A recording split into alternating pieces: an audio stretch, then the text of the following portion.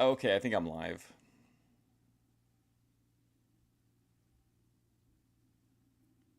Hang on a second. Bringing up camera. How exciting to say it that way. Welcome to the stream. It's Thursday. Hope you're having a wonderful Thursday. Good morning, Grace. The I saw Lolcow Rejects this morning. They were they were breaking down the Spicoli controversy, and like Radio Foreman was lecturing was doing a lecture toward Grace about that you shouldn't about what you should and shouldn't say on the internet. I have not gone live yet. Uh-oh. Well, I'm wasting my time here then. What am I doing? Yeah, we're at 71, man. Isn't that crazy? We only have, I mean, we have 26 episodes left, and that includes the like anniversary show, which I think is kind of like the send off. So it's not like we get to 97 episodes and then there's like a special and a reunion. Like 97, at least from what I have, covers like everything. So we're really cooked. We're not even going to make it. Let's see, we do what, 4 maybe? I don't know. I guess we have a little while left. It won't make it through the summer though. That's the depressing part. How you doing, Anand? ATF Media. Do you see Dave Barcelo on the thumbnail? ATF Media. What's up, South to West? Oh man, actually liked the Thorpe stream yesterday. What I watched of it, I thought it was the LA Riot stream. I thought it was pretty interesting. I don't know who that guy is. What's his name? Herc or Irk or something? I remember he called in a long time ago and didn't know anything about the Thorpes. He had just seen her on like, I don't know if it was it Andrew Wilson or somebody that was talking about her, or she went on some show. I can't remember, but that story he was telling about his dad was ridiculous. Oh my God, did you guys see that absolutely cringe Merc clip where she was like trying to agitate the rioters, only she had like no idea how to like effectively troll anybody. So she was like, I'm like immigration's bad, and nobody did anything. And then she was like, then she was like, I love ice, and like she had no idea what to do. That was a really bad clip. Like it shows like that there are people doing this who have no idea how to navigate like any kind of situations like that. Like people, the art of trolling is lost, I think, for the most part. But like that's really bad trolling. Just standing still and trying to yell different phrases just to try to make somebody mad, and then to cry, and then to like cry about it afterward. Like, come on. Thought it would be great to hear what two dorks in a van have to say about this. I don't remember. I honestly, ATF Media, despite the fact that the name of the stream was my thoughts on the LA riots, everything I saw was him complaining about Grace. So I don't know. Grace looked like her face through it. She had her like Eastern European gangster face on for most of the time. Jedi Joy is in New York now. Could be very interesting to see what Jedi Rich does during the time he's there alone. What else have? Oh, VP is in it with people, and that she's continuing to escalate her behavior, which is resulting in some interesting content. Really interesting community posts too. She keeps referencing the size of people's genitals, male and female. So she's keeping it real. But anyway, I think that's all I got. I think that's all I got, yeah. So we're on episode 71. Dave Barcelo, Rose Garden, which I inadvertently spoiled for myself. Help our Habers. I don't know what that means. Ray Henry. Doug is in New York meeting Sandra Bernhardt. How did I? That's been up on the screen the whole time, and I never noticed Sandra Bernhardt. And Southwick Zoo. Okay, let's get started.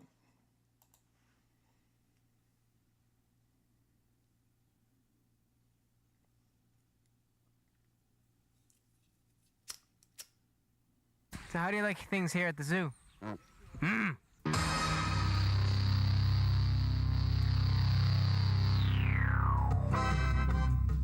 Why is that dark? See, Joe, I see it as the complete opposite. I see that as a breakthrough.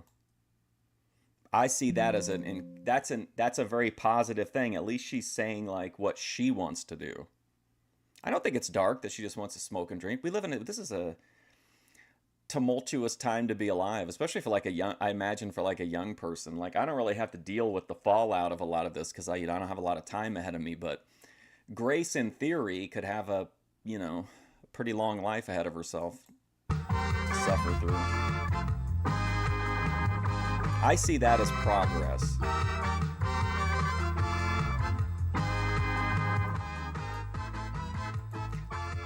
I asked her in the middle of it if she had tried the Burger King fiery mozzarella fries, but I think she was too preoccupied. She looked good though. She had on her animal print. Southwick's Zoo. Catch a mouse, win a prize. It's prime time with George Dorunda. Tonight, artist Dave Barcelo presents The Rose Garden. We help our neighbors. And Doug Locke talks with Sandra Bernhardt live on the streets of New York City. Plus, the Crocodile Dundee of polka music, the famous Ray Henry. So Ray Henry. For the most entertaining Love the tennis court review. on... I've got 2 other reviews coming from there. I really like that location, but I got one coming for the frozen strawberry and nerds drink. And then I did, it's not a Tony Yeoman, but I sat down and got a nice backdrop, and then I did a review for the fiery mozzarella sticks. Television.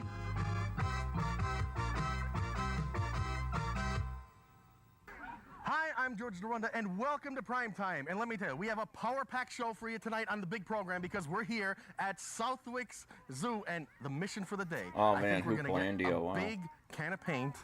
We're gonna find ourselves an owl. We're gonna paint the owl with little spots. Presto, more spotted owls. Great idea. But my first guest on the...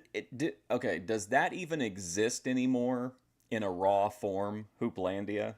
Because it got deleted off of YouTube because, I don't know if you guys remember or not, but Ben and Grace did an incredible cover of Hallelujah, and it got copyright hit, and it took the whole stream down. And then Grace said she couldn't even go in and edit it because of I don't know, there was something about it. But I think the Hooplandia stream in its raw form is gone forever, unless somebody out there archived it. I have it, but it's not raw. It's like, from whenever I reviewed it. What's up, Vinny?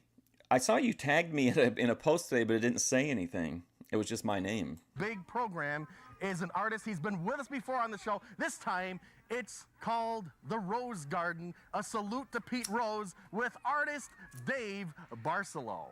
Well, Dave, welcome back to Prime Time. It's a pleasure to be here at another one of your big art shows. I mean, you're cranking these... Friendship with Mickey Mantle and an airplane over. Pete Rose is my new best friend. things out, aren't you? Yeah, I'm trying. Yeah. Now, this one is called... This is called 4,256. Dude, I need some cheap the Rose weed, Garden. man. And that means 4,256 of Pete Rose's career hits. And that's why we have the official Cincinnati Reds hats. Cincinnati Reds, yep. Now, you actually got some publicity from a newspaper in Cincinnati.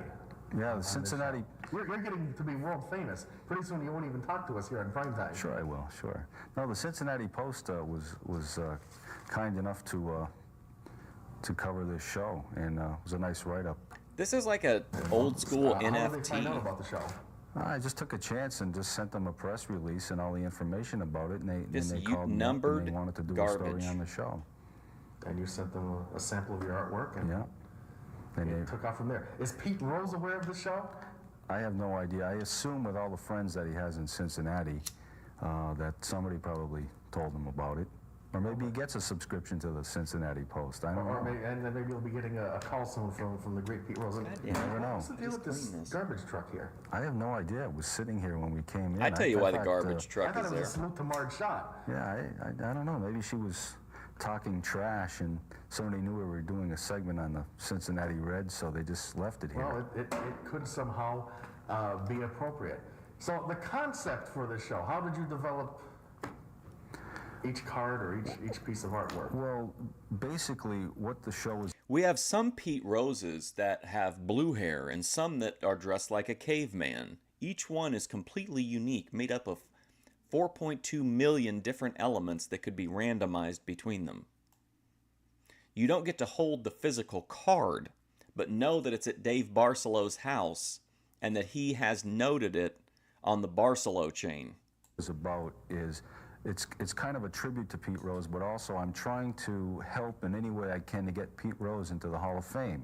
Well, that's a I noble firmly believe that he belongs there. quest. He had a gambling addiction. He served some prison time.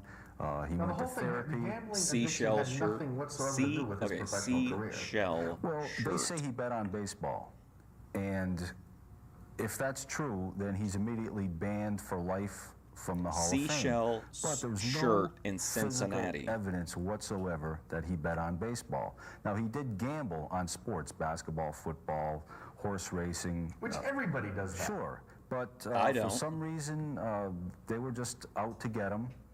I don't think I've ever It was a bet on combination of horse racing. circumstances. Maybe I could do He that did as a some, stream. sports card collectible shows, and he pocketed some money and didn't pay Can you tax go to the on it, horse so he races served on some- stream, or is some that prison against? time for that, for Would I income have to tax not evasion. gamble while I was But, there? he also spent 3 months in a halfway house and also performed 1,000 hours of community service in Cincinnati. Rose in a halfway working house? with elementary school children. So, I mean, he's paid his debt to society. I mean, enough is enough. I mean, of all the major league players in the over 125 years of baseball, Major League Baseball, no one has gotten more hits than Pete Rose. I've also Yet, got video of he's not in them the Hall of doing Fame. construction on the Now, drive-thru judge at the Burger man King. for what he did on the field, not what he did in his personal life. Off the field in his own personal life. I mean, we have players today. I mean, we have drug addicts and Well, the problem is people like with other personal we problems. assume that Like, do you think he actually likes Pete Rose though, or do you think this is just another money-making scheme? because a person is a sports celebrity, that they're superhuman or something. He's a human being with human frailties and made human mistakes, but yet... And he's paid for his mistakes. Right, but look what he did on the field. I mean, the guy had 10 seasons. I mean, I agree. Who cares? Of 200 hits or what more. Else? I mean, it's just It's not a amazing moral Hall of statistic. Fame. I mean, They're if not like, this oh, guy these was are all so the best consumed people. with gambling, how did he concentrate on hitting the baseball so many times? There's just, it doesn't make any sense. I mean, next thing you know, they won't want If he's people committed a going crime, and call the playing police. bingo and Otherwise, put him in the Hall of Fame. And Well, now they're it's just going a to, of course, since he's situation, dead. And yet, if you do that, that should not affect your professional life. The bottom line Put is Pete he Rose in the paid Hall of his debt Fame, to put Dave society. Barcelo It's in the ancient Iron history Maiden. now, okay? The Baseball Writers of America, the Commissioner's Office, the people that run Cooperstown, whatever, Rozelle. they have to get together and start talking about He might this. have been This has got to football. be I remedied. can't Pete remember. Rose belongs in the Hall of Fame. It's a travesty that he's not there. And the reason I did this show is to make people aware of what 4,256 hits looks like visually. I mean, I've covered over 700 square feet of wall space with pictures of Pete Rose, and each one equals one of his career hits. I mean, if you look at it, it's an amazing thing. Now, are they hung in a certain pattern? I mean, what do people look like? What should people look for when they're looking at this from a distance? Like, okay, I think people would in general say that, like, I give people the benefit of the doubt when they say, like, what they're doing is art. What's art here? There's nothing artistic about this to me. Is he trying to bite off of Andy Warhol? Like, Distance. Well, as an artist, I try to make interesting visual patterns. I mean, I could have just tacked them up on the wall without thinking about how they were arranged, but I tried to make every wall visually interesting based on different patterns. And I spent over 2 weeks putting this show up. Are there any hidden messages? 2 Not really, weeks but I mean, I of just his wanted to make it life visually doing interesting. this? So people don't just come in, they're hung in a diagonal pattern and... Well, the thing is, I mean, it's a repetition of the same image, so I had to go beyond the image itself and change the way that the whole show was constructed, just so Boy, it made me and it this guy, we visually would not get along. interesting to look at. So do you think this will have any impact on Pete Rose's indoctrination into the Baseball Hall of Fame? Well, it can't hurt. like I said, I think the more that people are exposed to what Rose actually did. I mean, most major league players would give their right I just arm don't just to think get there's 3,000 anything artistic hits, about never this mind at over all. 4,000 in a career. He's It's made just nothing. a mind-boggling statistic. It's a picture that he probably doesn't even own the rights to.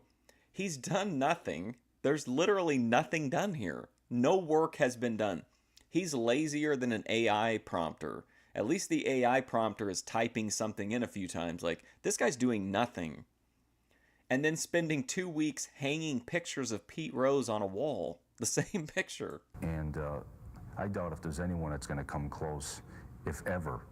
And I really believe that he's a Hall of Famer, and they shouldn't waste any time putting the guy in there.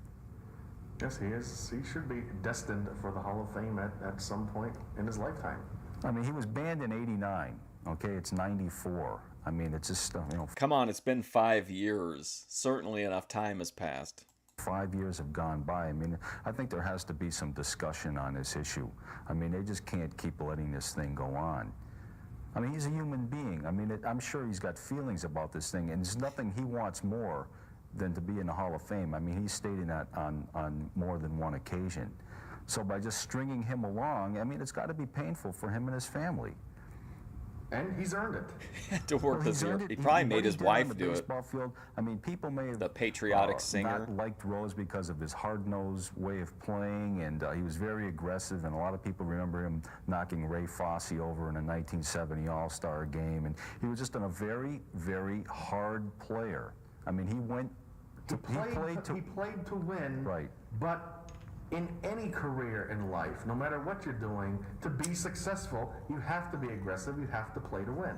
The thing is, nobody said that, you know, Pete Rose has to be a nice guy to be a great baseball player. Again, the Hall of Fame, all of these Hall of Fames, whether it's basketball, football, baseball, whatever, are to enshrine people who did great things within their sport. Now, why is it that Rose is just being shunned? I mean, there's nobody in the Hall of Fame right now that's, except for Ty Cobb, that's had more than 4,000 hits. And Pete Rose broke his record. And I'm sure if we had media coverage in the early days as we do today, imagine what could have been uncovered about some of the early greats of the game. Ty Cobb was hated. Ty Cobb one time went into the stands and started beating up a handicapped man. I mean, he was just... Wow. There's a movie coming out on Ty Cobb, and Tommy Lee Jones Sounds like something plays Scott in the Steiner movie. would do. And Tommy Lee Jones did a lot of research on Cobb, for his role. And he said, in his opinion, Ty Cobb was a rattlesnake of a man. I mean, Ty Cobb was mean and rotten, and people despised him. But yet, he got... I agree. There's really not any, like, passion behind it. Like... I just think this guy just wants, it's just another get-rich-quick scheme for this clown. More votes for the Hall of Fame, you know, percentage-wise, than any other player in Major League history. So he was being judged at the time for what he did on the field, not for what he did in his personal life. Again, he was a very aggressive player, just like Rose. So what does it matter if people liked him or not? I mean, the guy put up the numbers. He's in the Hall of Fame because of what he did on the baseball field. Exactly. Eliminate the personalities and... Remember when people were mad and they were like, oh my God, I can't believe they let Will Smith win an Oscar the same night that he slapped Chris Rock. Like, what does one have to do with the other? You can't all of a sudden be like, oh, we have to hold, you know, these people to a strict moral code if we're going to hand out these arbitrary made-up awards. Like, the Hall of Fame means a lot to Pete Rose, but at the end of the day, it's completely... as evidenced by the fact that the guy who far and away was the best hitter in the history of the game is not in the Hall of Fame. Like, clearly it's arbitrary who gets in, so why make such a big deal about it? Honor the achievement. Look at the WWF Hall of Fame. They'll literally put, or WWE, they'll put anybody in there. Like, it doesn't matter who you are, you can go in. Yeah, for sure. And Dave, one more question. Why are there barcodes on the furniture here? I have no idea. Hopefully Property they don't of want, community college. anyone to steal them. I don't know. I don't know. Wouldn't it be kind of That's obvious? unusual. Somebody walking out with a big chair Oh, or a so couch? Dave Barcelo is funneling taxpayer dollars to run his little charade here. which I wouldn't care about if it was a passion project, but it isn't. This is clearly like a money-making thing. But maybe the community college has different guidelines than the ones I'm aware I of. think Holyoke Community College is just becoming cautious. I mean, I'm sure some people have probably walked out with a couple of chairs. I don't know. No, the first time I ever seen barcodes. Maybe we should add that to our furniture at our homes. Either that or it's another mystery like this trash truck that showed up here. Trash truck. We have a trash truck. and Drew Carey barcode earned a furniture. spot, I and don't like know, somebody's Vince McMahon's pulling a limo fast one on us driver. here. Hey, it's a show to me. Dave, thanks for being here on the program and inviting Appreciate us up to your Thank you. art spectacular. Like Abdullah the Butcher is in the WWE Hall of Fame, and I don't think he ever wrestled a match for him, did he? And I don't know. What's the next one going to be? I don't know, but I'll... They get bigger and bigger and bigger and bigger. And hey, stick around. We'll be back with more of this big program right after this. Huge program.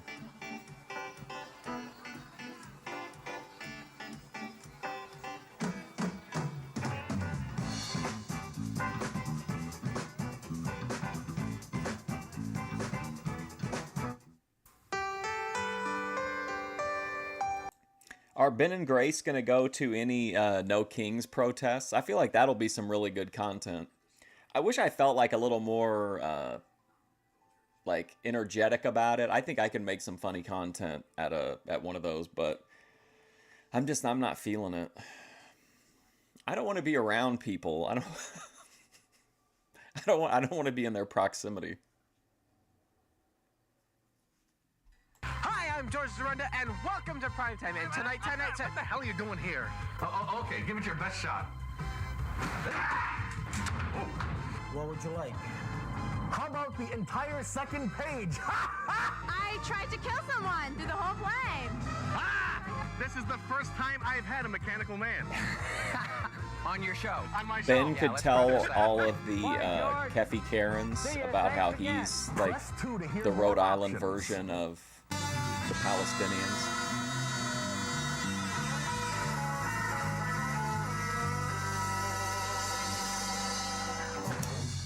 Hi, welcome back to the big program. Yes, we're here. This is the center ring. This is the show place here at Southwick Zoo, the place where all the action happens. And I found my buddy. Oh Hey, my gosh, look at that little clothes guy. soiled while you wait. And, you know, we had a very hot, extremely hot, sweltering summer. And what better to do than to be helpful? George yes, is like, oh, I'm going on a dirt let's floor help with a bunch of our animals. I better wear neighbors. all white. Could we help you with whatever your chores are? Whoa, doing is this here? Brazzers? It's so darn hot that I want to keep busy. You like to keep busy when it's hot? Yeah. Isn't the heat and humidity oppressive, though? Well, it is. I'm sick of drinking. Well, we have a nice It's young awful crew hot out member here. who would be delighted to do some work for you. Edna, why don't you take your dress off? No kidding. Take your Well, shorts he can off. Where's the one guy that Hey, always he wants can help, Jedi that'd be Joy to okay? take her shorts Yeah. off?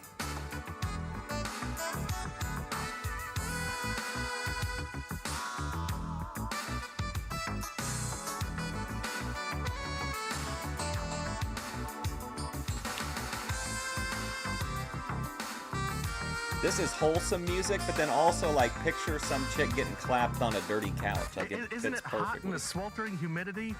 Yeah. And we have a crew member who could do some yard work and painting for you.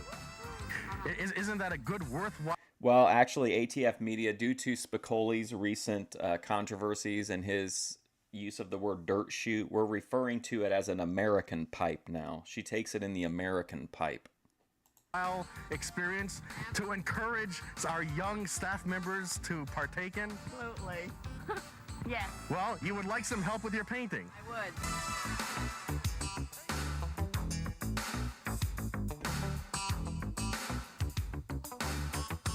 Carl Reiner hanging out. Would you trust a stranger to stain your furniture?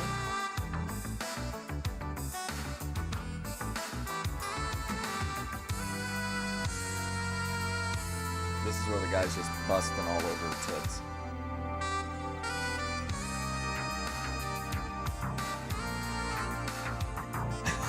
Oh my god.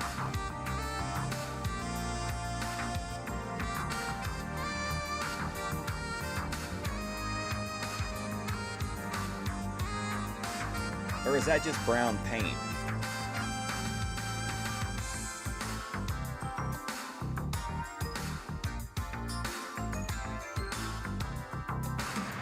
Hey, look at all the pears on that pear tree. Maybe we could help the guy get rid of some of those pears.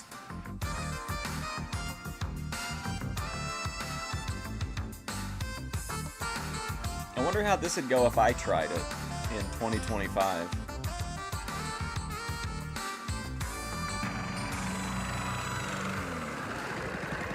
Hi, aren't you Wow, Dorunda did it first again. Mowing content.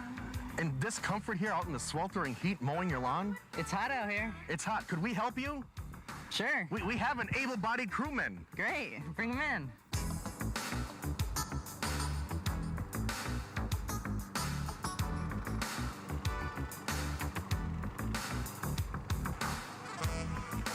This is the only reason Beth wants me to come to Canada. She's tired of mowing.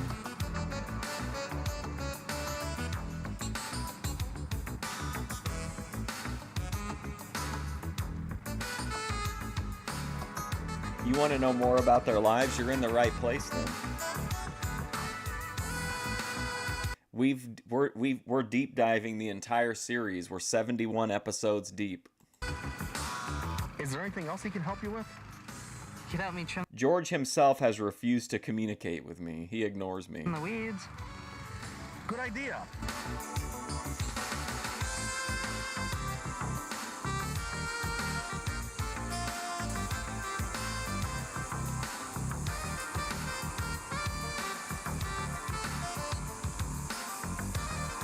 You know, he could be dangerous with that thing. He could. He I could. hope he doesn't come and get us. I doubt that. Highly unlikely. Hey, Jeremy. I think he does have to ham it up every time. Do you think he's like this in Warner Brothers board meetings now? He's like, listen, we're Well, canceling. he's just about We're finished with canceling weeds the Wile doing E. the edging. Coyote Is there anything movie. else he can help you with while we have him in this, with all this energy? He can help me do the barn. Yeah, we Hi, watch Mr. this every Horsey, would you Thursday. like Dancing Doug to clean your stall?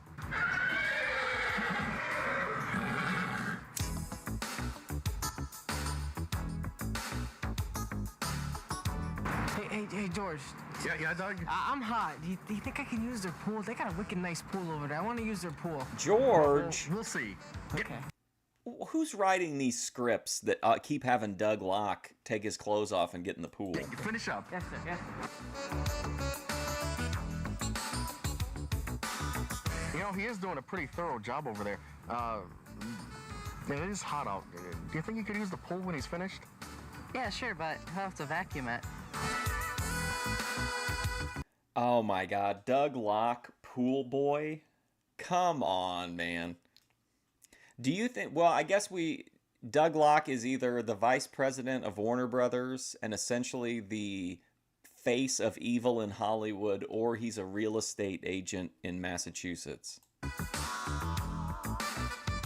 We don't know which one for sure. We may never know.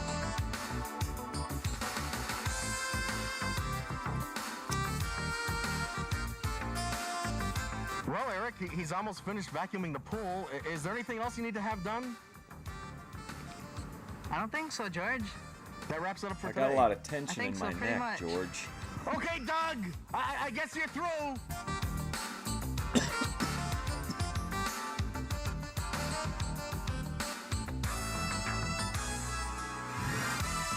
'94, help me out here, guys. 94 that's the big year, right? That's a Pulp Fiction year. Like, I think that was was that Jim Carrey's breakout year? Or was that 96? I think 94 is in general considered to be a pretty, milestone year for art.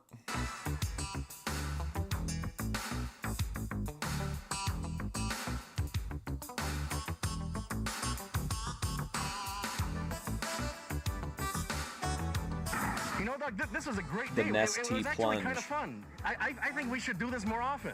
Fun? More often? Fun. I'll give you more often.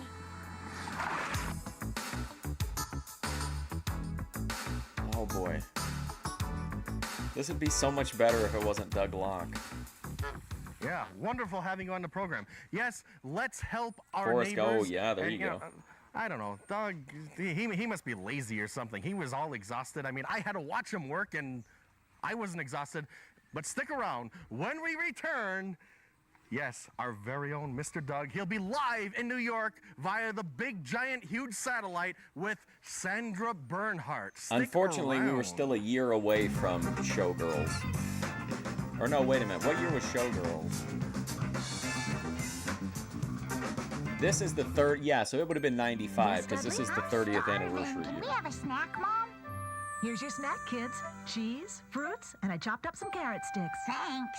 What? No candy? No chewy gooey tar bars? Eating too many snacks can cause tooth decay. But if you need a snack between meals, choose nutritious foods like fruits, vegetables, or cheese. I'm proud of these 242 teeth. That's why I'm eating nutritious food. That's right. Eat up, kids. Yay! I thought I would ring with Hulk Hogan today. Just as the truth. You know how long the match would last? About 3 or 4 minutes. I could kill it. You might have a few gas pockets after you eat your pizza, who knows? Prime time! You're the greatest! I love these guys! I love the taste of chicken. I live for the taste of chicken. We want color. Are you serious?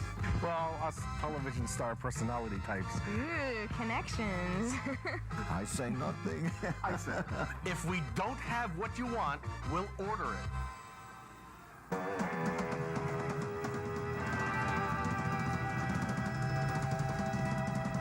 Bruh, they let you touch the rhino? Yes, welcome back to the big program. We're here I at need to Southwick check Zoo that with out. our friends, the rhinoceroses. And no, look at the size of those horns. I ain't getting too close to those guys. And are they ready? Okay, we're ready. We're gonna check in with our very own Doug Locke, and he's talking with Sandra Bernhardt on the streets of New York City. Hi, kids. Don't they look goofy now?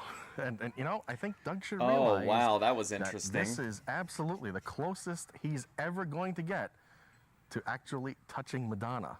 We hate Madonna. We hate Madonna. Peace. Oh well, Doug really knows how to win friends and influence people. Wow, and he just proved an right it there. was just But a it's in not- the street yes, Right here ambush? on the big program, making his first appearance. It's the ever popular, the famous Ray Henry performing his ever popular New and music, famous guys, new artist. Roadrunner polka. Let's go. Ray Henry.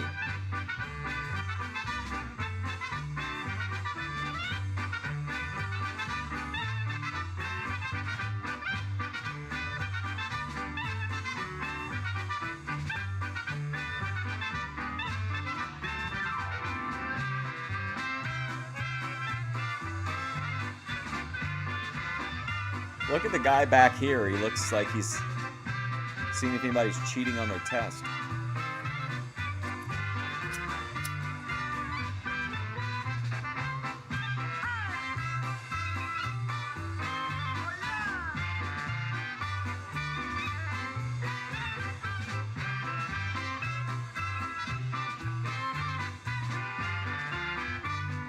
This entire band is dead now. Probably. Anybody that was 50 when this was made would be 80, over 80. So yeah, some of these people look like they're. It's the 80s though. They could all be in their, or the 90s. They could all be in their like 50s and just look ancient.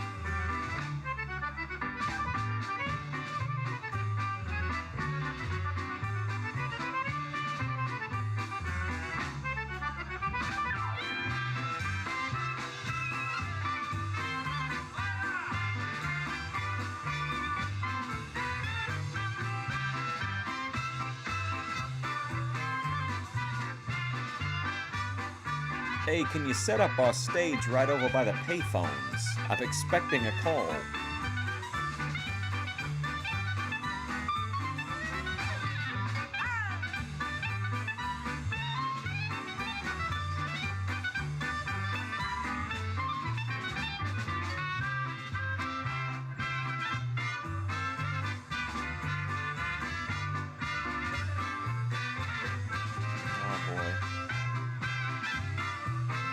Back to this guy.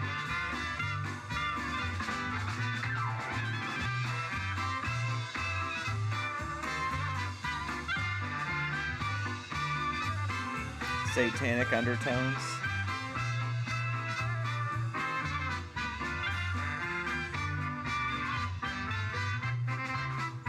What would Alex Jones say?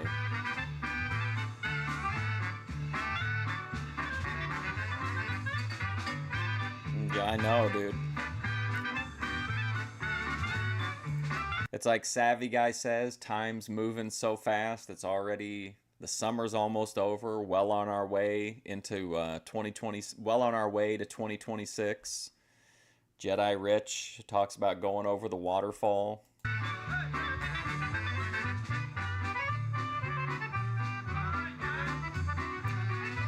Ben just wants to fast forward through life so he can get to heaven.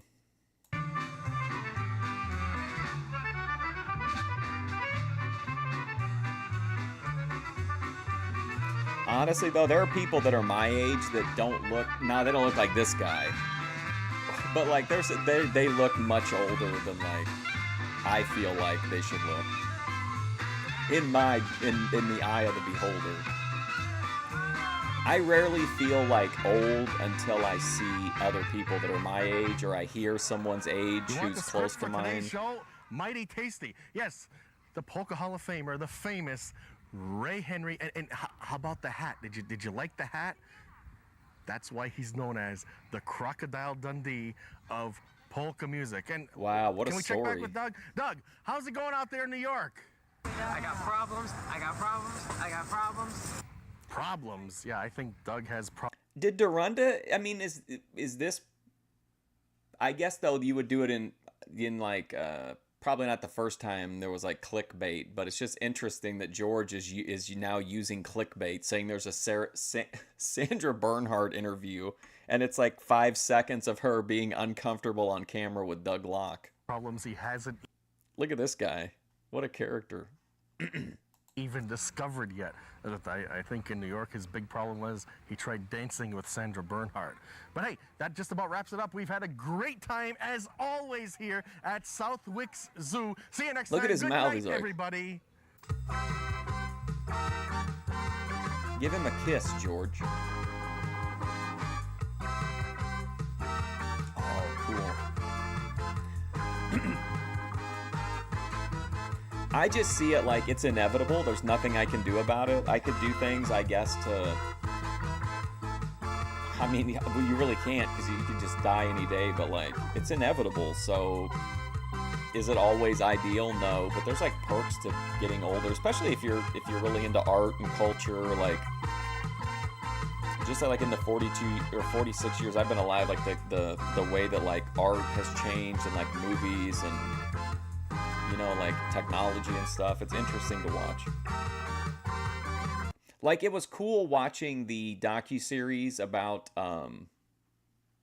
what's her name? Miss Cleo. Like, that would have been a cool documentary, and like I've experienced ones like where you didn't really know the story going in, or you didn't live through it. Like the Tylenol murders, I was too young to remember.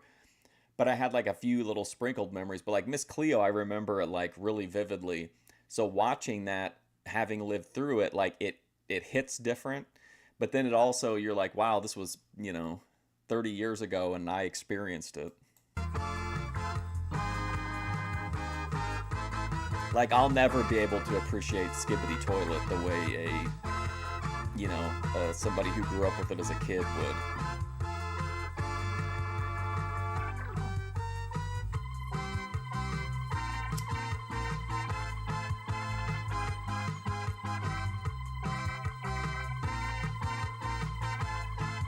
I can't believe, is this normal? Can you normally pet a rhinoceros?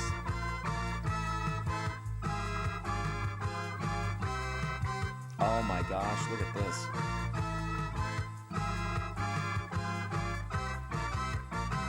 Call me now.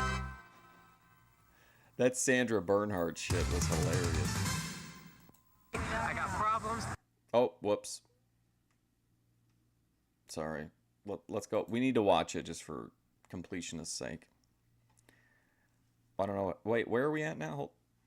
What's happening? Okay, here we go. Sorry.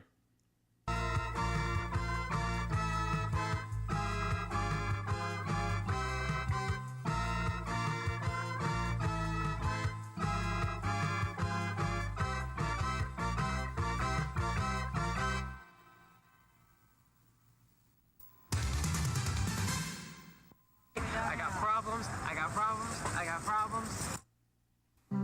Korea. Thank you for your patience.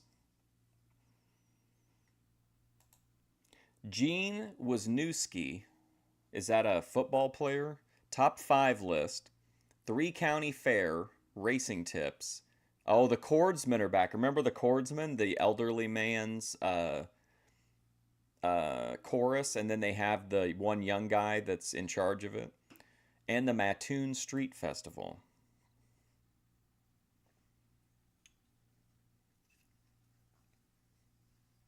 Hey, give the cameraman a punch in the nose. Boom. There we go.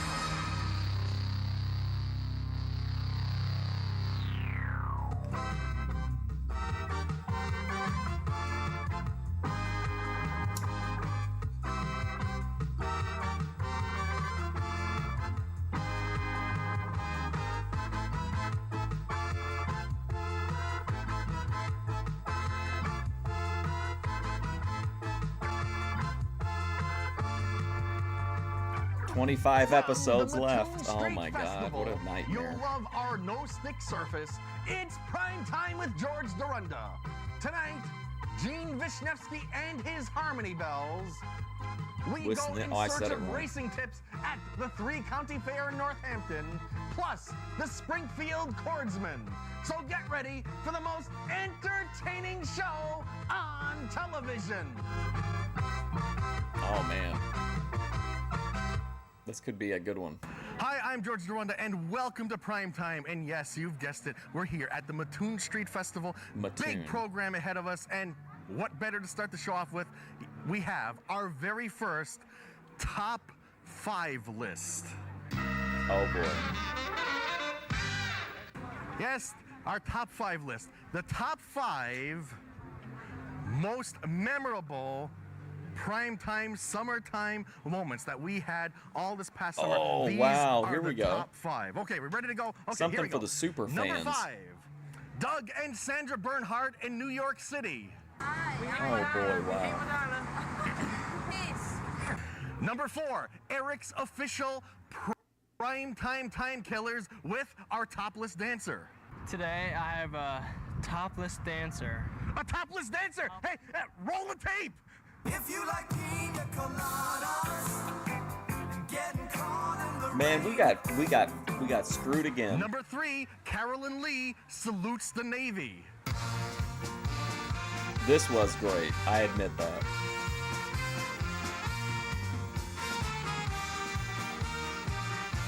She took several Eiffel Towers that day in salute of our troops. Number 2, Doug Locke's tanning tips Oh with no. baby oil. The You baby need an oil? accelerator. Baby oil. And the number 1 most memorable primetime summertime moment that we can remember, we all remember it, Lisa soap. Well, isn't this something and you're giving this to me? Bathe with it every day, and it'll be just like Lisa was there with you. But Lisa makes it at home, I think with her toes. I see what you're saying, but I don't bathe every day. But it'll last longer that way, yes. That's interesting. Give me another bar. This stuff is free, ain't it? Wait a minute. You want another bar of soap? Another interview? Another bar of soap? Yeah, another bar of soap. Do you know somebody else named Lisa? Yes! How many Lisas do you know? About 8 of them. Bye, George. See you. Thanks again. Yes, it's our official primetime top They're 5 free, list. ain't they? Yes, we brought that to you. No extra charge to you, the home viewers. And my first guest on the program is a polka legend. Yes, he's been in the business for at least 72 years. The infamous, the most popular, Gene Wisniewski.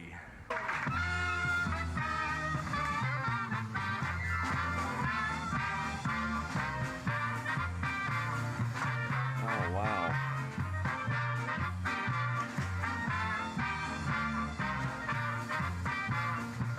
Boy, This will get a whole bar wet. This is the least enthusiastic polka I've ever seen.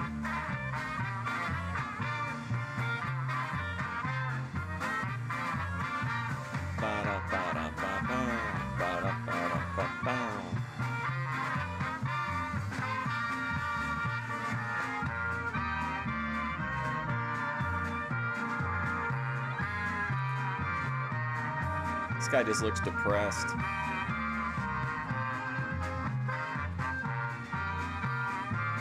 It was way too much though.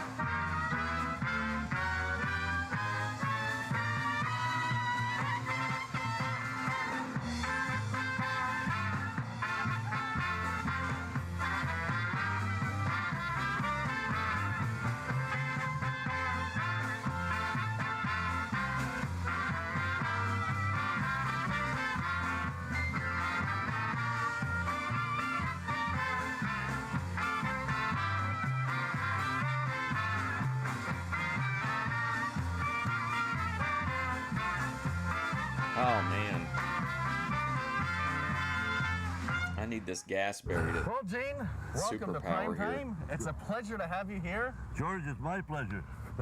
And, you know, we've had a lot of musical talents, and you're one of the legends of the polka industry. Well, they say that, George. I don't feel like that. I just feel that I'm a musician. They're saving it for the rats. To make a living. Now, you've recorded a lot of albums. You've had a big band, and just recently we did a little videotaping of that big band. What's it like to get the big band back together? You don't see a big band too often anymore. No, because first of all, the economics of it, it's difficult for people to get together enough of the cash to pay everybody. But it's a thrill, really, George. It's a thrill to see the big band put together with the sections playing their parts and all that all fits together after slaving for hours and hours on the score, trying to write it all out to make it fit right. And when you hear the whole thing together, it's a thrill. It really is. Do you do all your own arranging? Not all of it, but a lot of it. A lot of it, yeah. Now, on your records, you've had some original hits? Yeah, we've put together some originals. We've put together some tunes that somebody else gave us. The record company, Dana at that time, Walter Dana, he used to come up with the darndest songs. He'd call me on a Monday and say, look, we're going to do this tomorrow. You know, and we're on the road someplace, and I get this message. I call Dana. He's telling me the story. You got to have this thing for recording Tuesday. How are we going to do this? We're playing that night, and Tuesday we'd be traveling all day. What? That's no, Walter. It's got to be at least Wednesday. Now, when you guys were on the road, I'm sure... What the... So this guy is basically saying that he can't afford to keep his band together, but he's in such high demand that they want to pull him off the road to record in the studio, like on a 24-hour notice. Come on. Those experiences were a lot different than groups have on the road today. You had an old airport bus? Yeah, I saw a magazine, and they were doing a car, for instance, that they cut in half. These were the first ones, mind you, not the fancy airport buses that they have now. And they cut the car in half, they develop a section in between and put the whole thing together, and that was what today is the airport bus. Well, I happened This to is buy the one Boomhauer of New lemon? England. I'll tell you, it looked like a lemon when you I remember the driver that I had, the drummer, he used to holler out the window, girls, when we're going by, look out, get your toes out of the way, we'll run over them. Around corners and stuff, I'll tell you. Did you have any problems with the bus on the road? Problems we had all the time. We used to drive shafts that broke or fell apart or were winding out of shape. Engine problems, never had any problem with the engine. That ran beautifully. It was a little six-cylinder engine, regular Chevrolet engine. And that pulled us over the hills and everything. But they didn't have highways like they do today. There were no interstates. Well, How long did it take to get, like, to Buffalo, if you went up to Buffalo? Buffalo would take about 12 hours to get up there. Now the kids tell me, these young kids in the band, oh, we can do that in 6 hours. Yeah, with a nice ribbon road all the way to Buffalo, you know, that's something else. But we had that old Route 20, I believe it was, up and down these hills, and I've left many a transmission on those hills. Brakes. What the hell? You go down these hills and the brakes are burning, and, and you holding the brake on, and then there's a big turn on the bottom of it. I'm almost saying my prayers is what's going to happen here. Of all the songs you've recorded, you must have a favorite. Well, the one that isn't it funny? The very first recording that I made was the funniest one, and in a sense, it was banned off the air. Oh, wow, banned. Well, to what does explain the lyrics, BANNED it's something- mean someone knocking on the door, radio? and a girl inside says, "Who is it?" And it's the voice, another voice, mine, would say, "It's me." And it goes back and forth like this, hinting that I want to get into the house, so forth. So some people saw fit not to play this on the air, but to this day they're still playing the recording. Well, with today's music, anything airs. This is tame. Oh, wow. Compared. And then we had another was Shake Fanny Shake. Shake Fanny Shake. Yeah, This guy, okay, George literally had on Dave Barcelo last episode to talk about how incredibly artistic a photo of Pete Rose is. But now all of a sudden, all modern music in 1994 is terrible. Because it was shaking your fanny. They banned that off the air also. They wouldn't play the thing. Shake your fanny. That's all it was to it. Shake fanny, shake. The original WAP. Gene, I guess you were ahead of your time. I think so. How many different record companies have you recorded for? 1, 2, 3, about 4 of them totally. I had very good luck with my record companies, and once I became a recording artist, they stayed with me, and I stayed with them, and they went along this way. Now, you've been to Poland, you've been to Europe? Oh, yeah, I've been to Europe about 17, 18 times. Wow. I go over there for rest, for one, and secondly, go there to gather some materials, if I may. But basically, I was interested in the land of my origin, if you will. My mother and father both were Polish, from Poland. So I'd go back to dig up their town, where they were, walk in the same streets they were, get to know the people, the church, the schools that they went to. That was very interesting to me. Now, did you ever find any of your other relatives over there? George, relatives come out of the walls. Once they find out you're there. You know, they got an old saying in Poland. To jest wujek z Ameryki, you know, in Polish. And translating that? Translating that means your uncle is from America. And the minute you do that, blow the horn, the whole town comes out. We're all looking for a little scratch, a little cash. I can't understand anything this guy says. Is that racist? Today, do you see yourself keeping the big band going? Any more of these big road trips like you used to do in past years? No, I don't believe so. In a sense, I've done all of this. It's like once you've been up a road, you don't want to do this again. I want to do something different. I foresee perhaps some new recordings, maybe a television shot here and there like we're doing here and so on. But I'm interested in a big band right now, and I don't much care if I don't do that many dates that we used to. At one time, in a month's time, we'd probably have one Monday off. Those were the days when... You used to play 6 nights a week in those days. Oh, yes.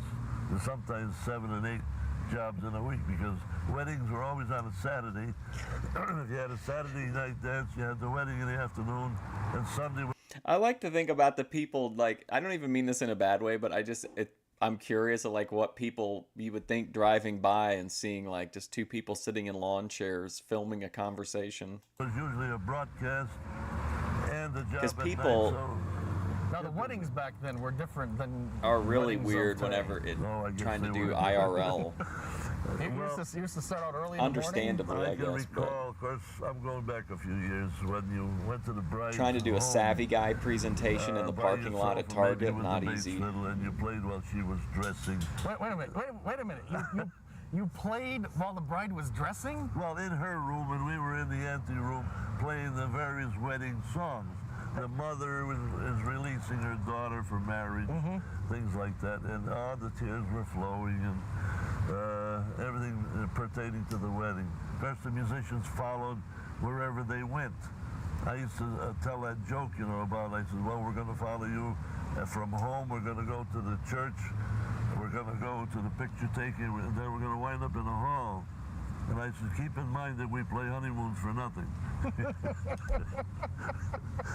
ATF Media, if you don't like the idea of people just pulling over and setting up cheap chairs on the side of the road to shoot content, I'm starting to think maybe the Thorpes aren't for you.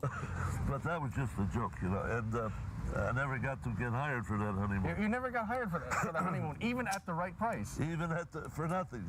Can't beat that price.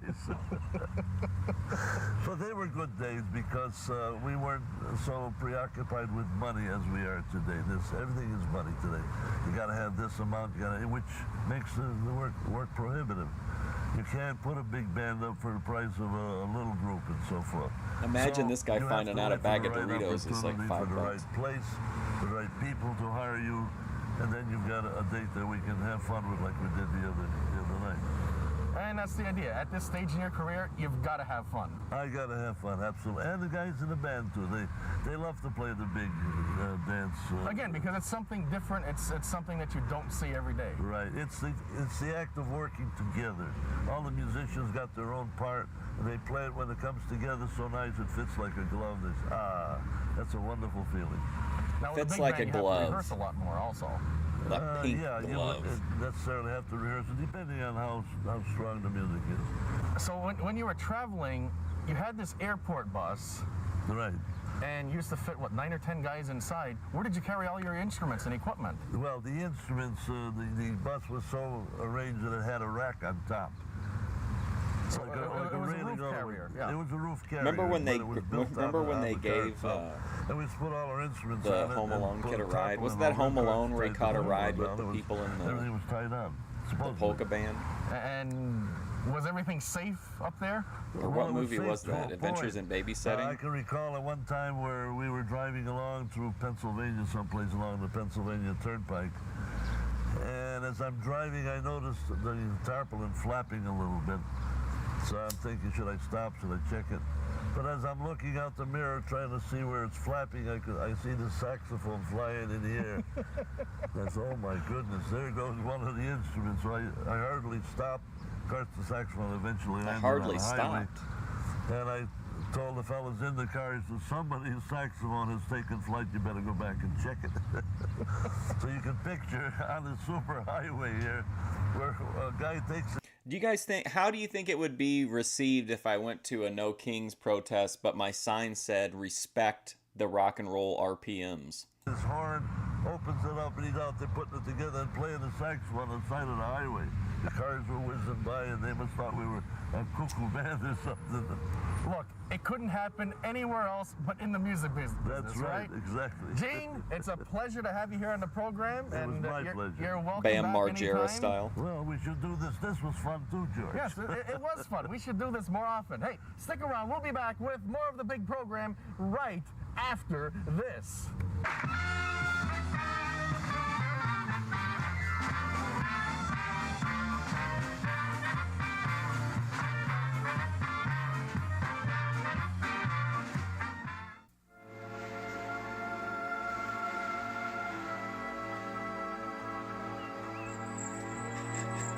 Deport Genie was sung. Thousands of forest fires are started by people who never realize. I think I'm not gonna go, but I think I'll regret that I didn't put in more effort to try to have a plan to go, because I do feel like it could, I think people are gonna be in a really bad mood, and that's normally good for content. But just take some like goofy signs and Hi, I'm George Dorunda, and welcome to Primetime. try to find a news reporter to let me say on air that Grace Thorpe is currently being held by Hamas, and we're demanding her immediate release. How about the entire second page? I tried to kill someone through the whole play. This is the first time I've had a mechanical man. On your show. On my show. Yeah, let's preface that. Yeah. Bye, George. See you. Thanks again. Press 2 to hear more options.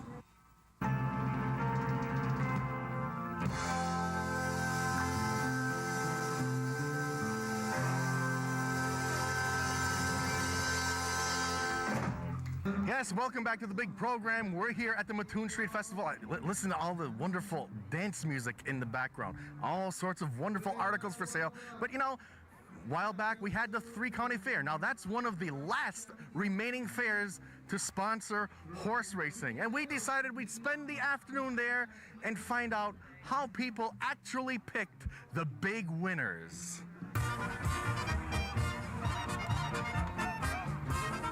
So who do we have here? Ruth Friedman, Ruth Friedman. Where are you from? Vermont. All the way down from Vermont. Yes. Now I understand you're a big winner. Big winner. This is what we're looking at here. Right. $5.20. You got it. You got it. First bet of the day. So you're doing pretty good. It costs Who's you that $2 to lady? make $5.20. Right. You must have a theory. You must have a system. No. His number was 3 and his color was white. I guess that's what I liked. Okay, that's the key. Number 3, color white. Radio station ATF Media on George's What's your hat. name? My name is Bill. Your name is Bill. Yes. And you had a winner the first race, winner the second race. Right, and that's it. Now you go home. And what was your system? Just pick them by name. By name. And who do we have here? Kyle Moore. And where are Well, you he's from? not allowed to gamble. Pittsfield. All the way from Pittsfield. Yep. All right, have you had any big winners? Uh-huh. How many? I won $42. You won Ava, can we get a $42? documentary Is this your first on day at the this track? horse racing track All right, serving $42. underage You're children? the biggest winner we've talked to so far. Is that surprising? Yes. What's your system? How do you pick them? Pick the horse closest to my age. And how old are you? 10. So let me guess. You picked number 8. Yep. And you've hit every time. Oh, I only won once. Once for $42. It's a winner. The horse closest to your age.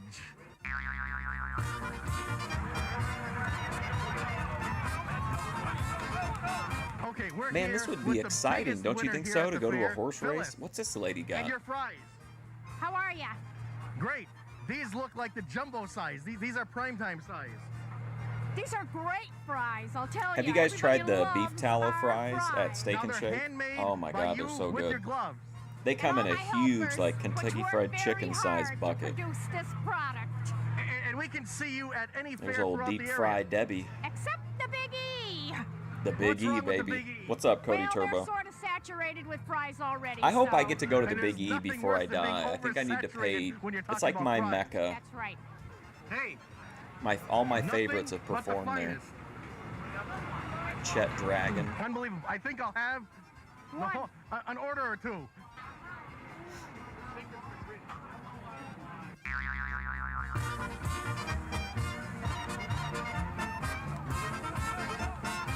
So who do we have here?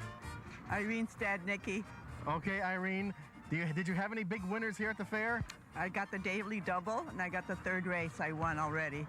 So you hit 3 out of 3. Right, so far. And how much loot are you taking home? Well, for $2, I got $12.80, and Listen, never tell anybody your winnings at the track, because then you're on record. You know what I mean? Like, you just had the worst day here. I didn't win any money at all. $3.40. Big money. A big winner. Now, you must have a system to hit 3 for 3. What's your system? I got inside information. No, I went for the jockey. Oh, wow. And who's the jockey? What's the jockey's name? Hector Delgado. Hector Delgado. That's Oh, the key. boy. Hector Delgado. And I guess that's inside information, right? Right.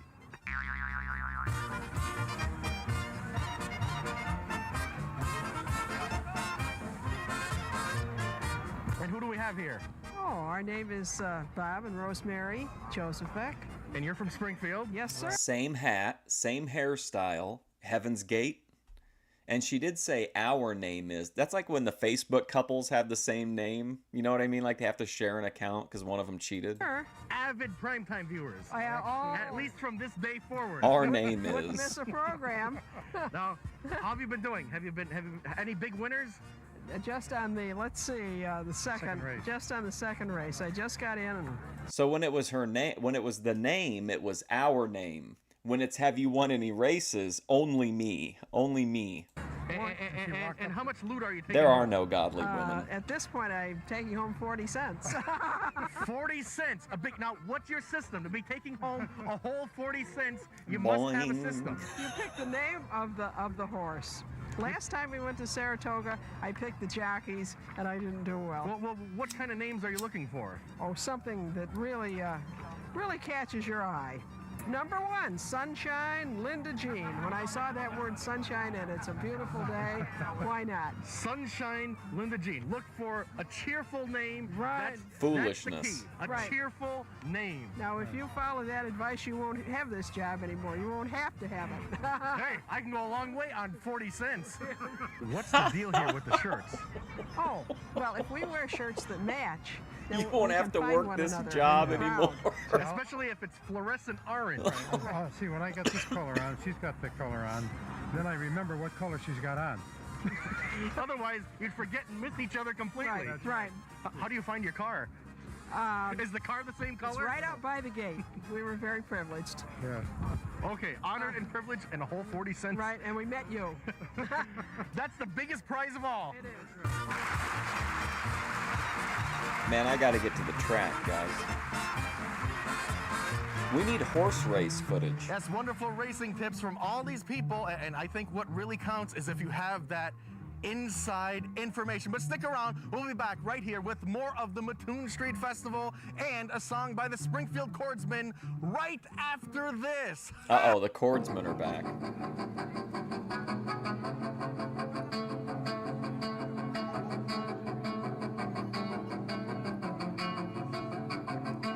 We're very privileged. We parked very close.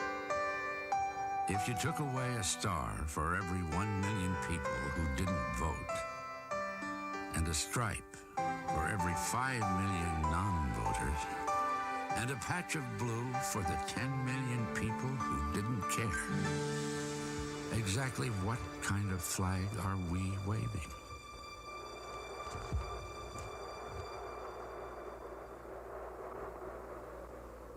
I thought I wouldn't ring with Hulk Hogan today. This is the truth. You know how long the match would last? About 3 or 4 minutes. I get killed. You might have a few gas pockets after you eat your pizza, who knows? Wow, what an intense commercial. I love these guys. I love the taste of chicken meat. I live for the taste of chicken meat. We want color. Are you serious? Well, us television star personality types. Ooh, connections. I say nothing. I said, if we don't have what you want, we'll order it. Oh, man. It's a me. What an outfit this guy's got on here. Cotton candy.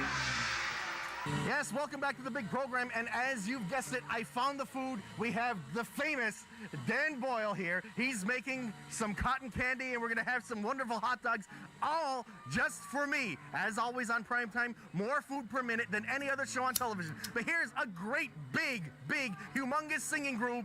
It's the Springfield Chordsmen performing down by the old mill stream. Oh, man, South to West is marking out right now. This is like one of his all-time favorite songs. Down by the old mill stream, where I first met you, with your eyes all blue, dressed in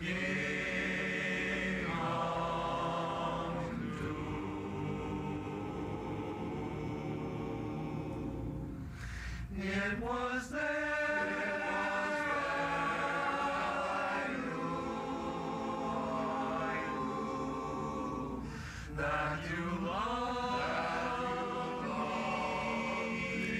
This is like a reminds me of like like it would be a flashback in The Shining or something. You were 16. 16. Banned from Wolkow Rejects. Real white people music, yeah.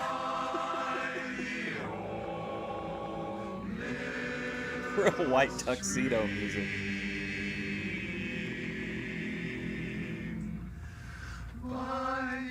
There's the guy that runs it, if you didn't know, the young guy. None of the others were allowed to speak with George except for him.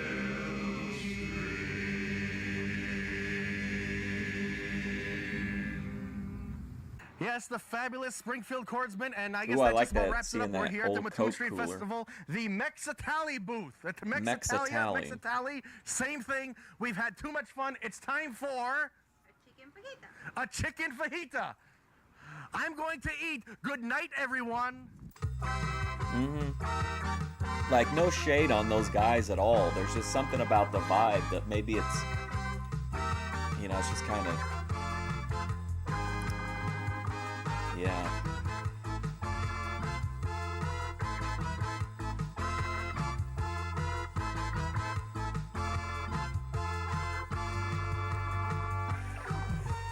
We're one more episode closer to the end. Only 24 episodes of primetime remain. Eva. They're gonna milk. Okay. That's resourceful though. I can't say anything. I filmed the people working in the Burger King drive-thru with their permission.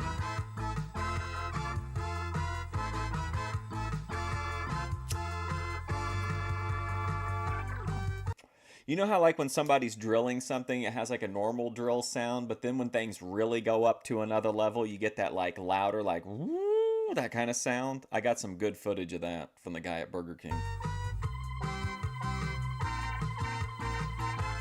There was like a couple throughout the episode, but I don't think there was like an entire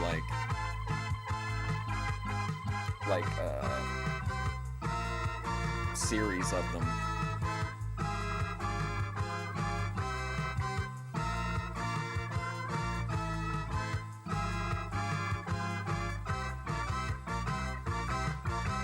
The jesters. You know, I've done a lot of amazing things. Oh man, we gotta watch this one. You've run through some of the toughest defenses in the NFL. You were an MVP in an all-star game. Well, what else is there? Well, today, I found out. I'm the Secretary of Defense now. Navy. Find out more from a Navy recruiter. Richard Garvin. He's occasionally giving us day-old ribs. Please. Oh, it's okay though. Okay, Ray Henry's back. Top 5 Big E moments. Oh my gosh, I can't wait. Golfing, Chicopee, Springfield Cordsman, and then Big E. So, okay, that's good though. I'll take Big E content. We all know what number 1 is when Grace has the breakdown over the shoes and said she's not getting that inward design on her new white shoes.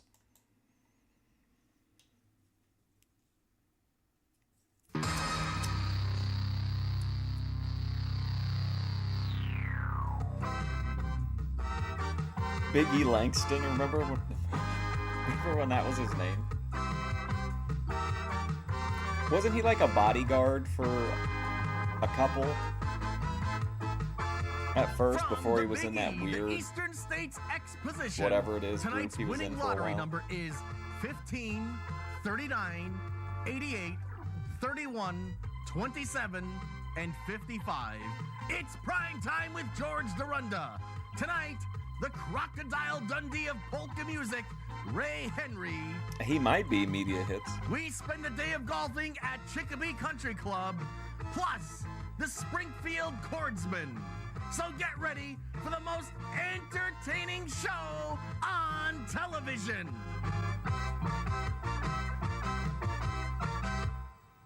Hi, I'm George Dorunda, and welcome to Primetime. And yes, we're back here once again at the Big E. And you know, we've been doing the Big E for, as long as we've been doing Primetime. This will be our 6th year here at the giant size. Just imagine on that epic, incredible stream, Grace walking these same roads, her C-cuppers gently swaying in the breeze, her having, remember when she got the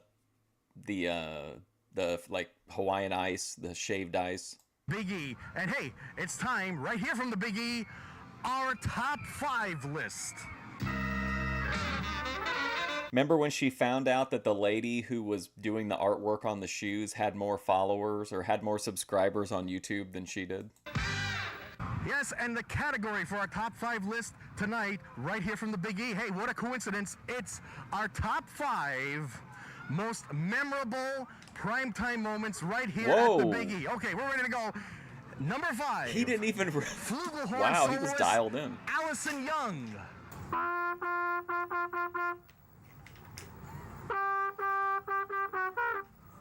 Number 4. Sally Hart. My favorite shows. Prime time. We're here. Right here to Big and she took it all. She took it off for me. Number 3, the Mechanical Man, Randy Burns. Oh no. George, it's a pleasure to be on Prime Time. This is the first time I've had a Mechanical Man. On your show. On my show. Yeah, let's preface that. Yeah. Number 2, sheep shearing with Aurora York. Well, and then, You could use a breath. okay, so for those of you who have maybe started watching later into the run, this is maybe one of the most keynote moments of primetime. George completely creeps this woman out to the point that the interview just breaks down and George just walks away from it. It was one of the first, like, big cracks in the primetime formula, I think, where you knew something was going on. Yes, and the number 1 most memorable experience here on primetime, right here at the Big E, the year I bungee jumped. Ah!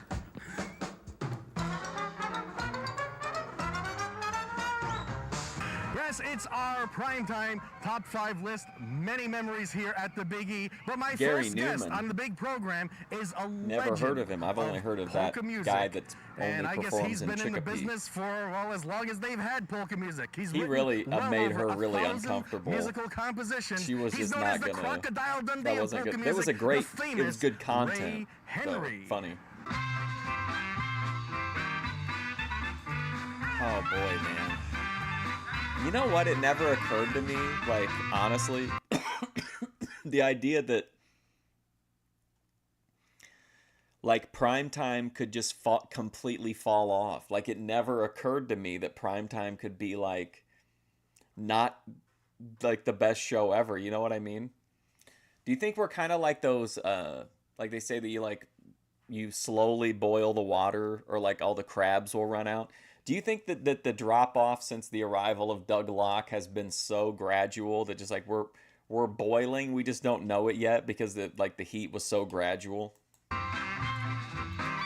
Is prime time, we've got 24 episodes left, is prime time going to go out with a whimper, or is it going to rally and go out like Dorunda style?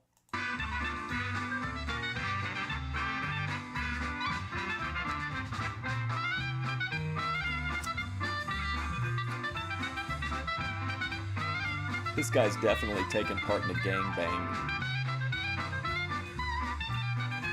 I mean, there's no point in not saying it. I mean, it may not be pleasant, but it's true.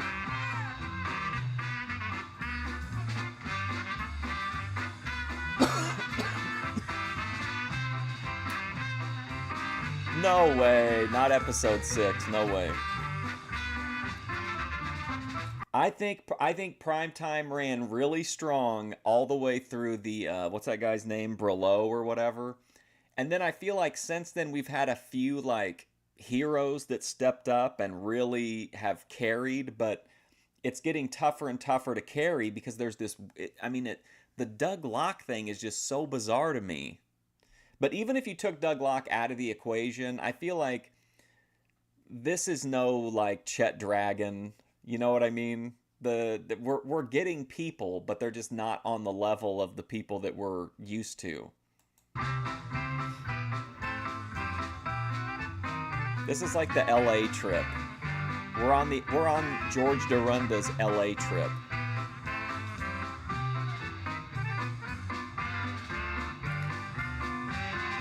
The coffee interview, the movie theater guy, those were things that made me think, like, okay, we've still got some fire left. You know, George has still got some heat on his fastballs. But I feel like we're sinking here.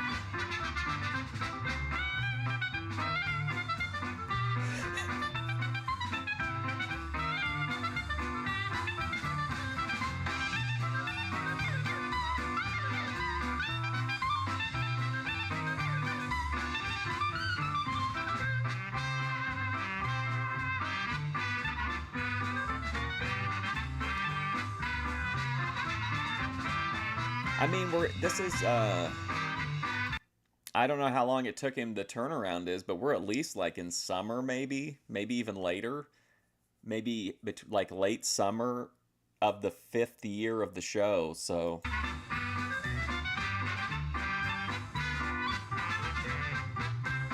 I'm keeping the faith. I think George will rally. I think we'll get a strong finish.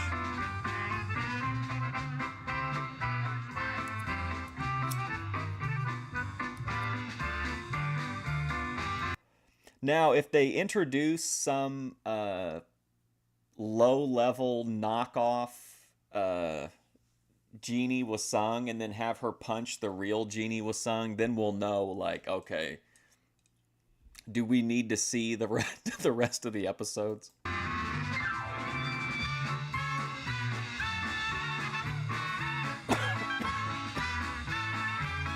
I agree, Anjay. I'm extremely sympathetic to George, and I feel like I place most of the blame on.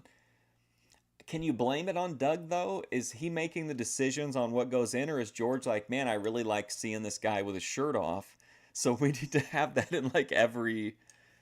It feels like I don't know whether Doug Locke is taking over the show, or I don't know if George is now kind of in a mindset of Doug Locke is my muse. Like, Doug Locke is who I want to work with to make art. You know what I mean?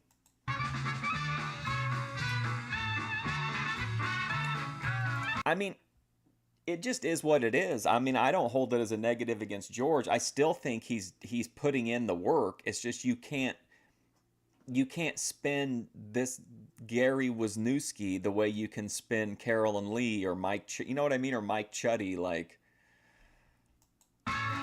you got to go to war with the army you have, not the one that you wish you have. But at the same time, like, you know, sometimes you're outnumbered. Hooray! Welcome to Primetime. It's great to be down here at your estate. This is your empire. My empire. Polish Oasis. And Polish we call Oasis. You the Crocodile Dundee of polka music. I wonder why. Well, look at the hat. Oh, thank you. Hiya, George. I'm sure you have a whole collection of hats. Oh, yes, I love hats. A low attack? No, Well, I don't even. That would require me to actually like think about Well, low. Ray, you go back to the earlier days of polka music. You've been around for a number of years. A lot of big records. In the 40s. How did it all start? Wow. Right here, next door. Next door? That's where I was born. Next door, that house right there, you can see off to your left. Listen. Why is this guy's hat make him Crocodile Dundee of polka? That doesn't look like a Crocodile Dundee hat to me. Right. Mm-hmm. And my father was a farmer. This was all a farm. Agreed, but I don't think it's hard for me to hold that against George because I don't think George is being paid for this. I think this is something he's doing in his spare time, and I think his 9 to 5 is at the TV station or the radio station or whatever. So I give him a leeway in that way, but like I don't think it's his fault. I think he's just working with what he has, and he doesn't have money to spend on like, you know, travel or whatever. And sometimes when you go to the Goose Sanctuary, there's like a million geese. And sometimes when you go to the Goose Sanctuary, like there's nothing. Look at Cicero behind me. So it's when you're so reliant on factors that are kind of out of your control to an extent, sometimes you can make magic, like Hooplandia, which was a complete like flop to most people, but I thought it was like some of the best content I've ever seen. But sometimes when there's just nothing there, like. So I don't put it all on George. I think about this a lot, by the way. There's no rest. It's from sunset, sunrise, sunset. I got sick of that. I just wanted to get off the farm. So I decided to take up accordion. Accordion was very popular years ago in the Polish population and also Italian. So that's where I got my start. See, talking about like the idea of George moving past this, or that like what he thought that this would lead to, is why I want to talk to him. Like, don't you feel like we could put Primetime into so much better perspective if we could hear from George, who could be like, hey, I did this for fun. I was just having a good time. Whatever his motivations are, I'm not knocking him for him. I'm just saying, like, I'd like to know. Like, was that the plan, was to use this as, like, a self-promotional tool to move up? Was it just for community clout, to get invited to everything?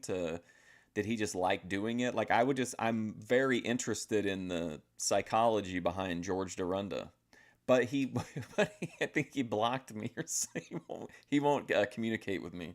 I used to play small accordion. My father loved it. He bought me another one, and so forth and so on. Then I got He's going on a diet. This is the beginning of the healthy food arc. Restaurant. Now, how long did it take you before you got your first job? How long were you playing? I was playing at the age of 16. Mm-hmm. I was making $3 a night. That's true, South to West. Had a 3-piece band, so I made plenty of money.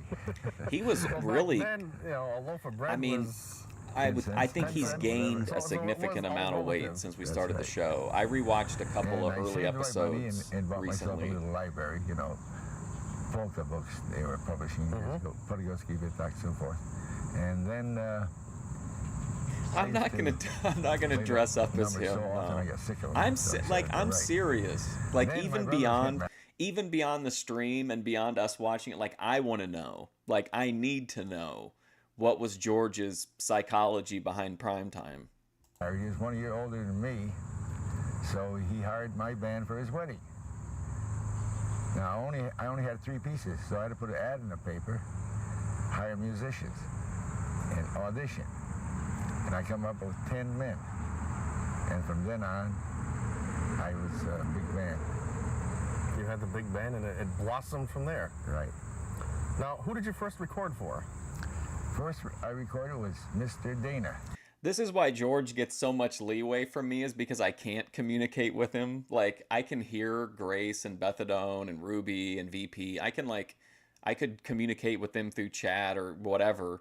But, like, with George, I have no idea. So, like, there's just this, like, aura around George and Primetime because there's so much stuff that I want to know, and I can't know. In New York City, Dana Records. Now, how did you make that connection? Did you have an agent, or no? Or was that the days before we had agents? It was, well, there were agents, but I never had one.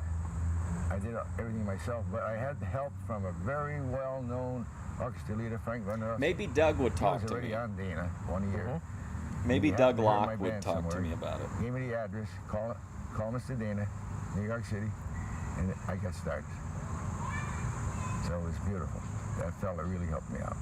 And you were with Dana for a number of years. Ooh, 25 years. Of course, that was when they had the old 78 records, the breakable kind. Yeah, you dropped it if you forgot it. Just pick it up with a shovel.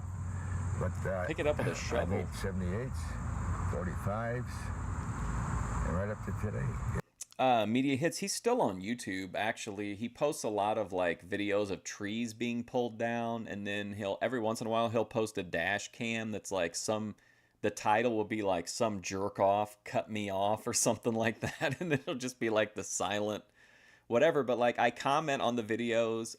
I use his music. I use his, like, sounds on my shorts sometimes, and I tag him, and he has no interest in communicating with me, I guess.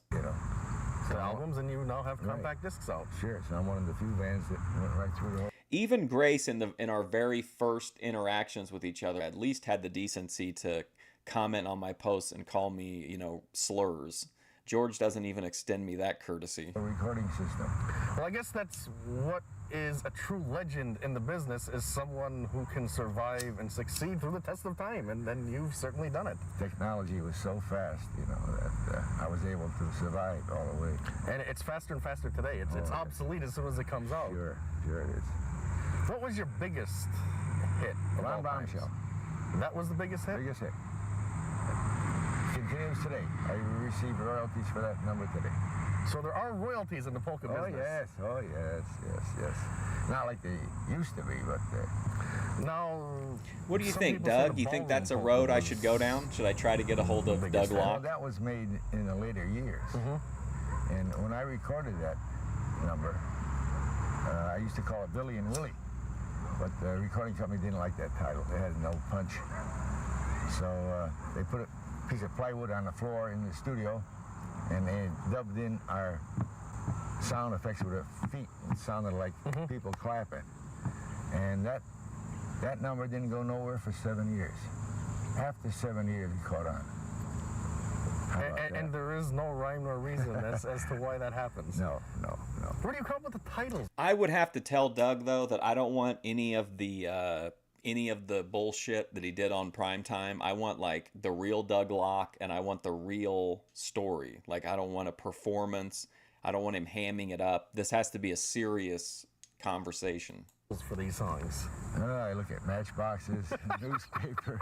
So it's, when you write a song, it's whatever comes to the top of your head for a title. I think it would happen in the band, having a good time or something of that sort, traveling on the road, and you come up with these. I guess if Doug won't talk to me, the next natural step. Sign or a billboard. That's right. I seen a milk truck. I don't, for sure, media hits, yeah.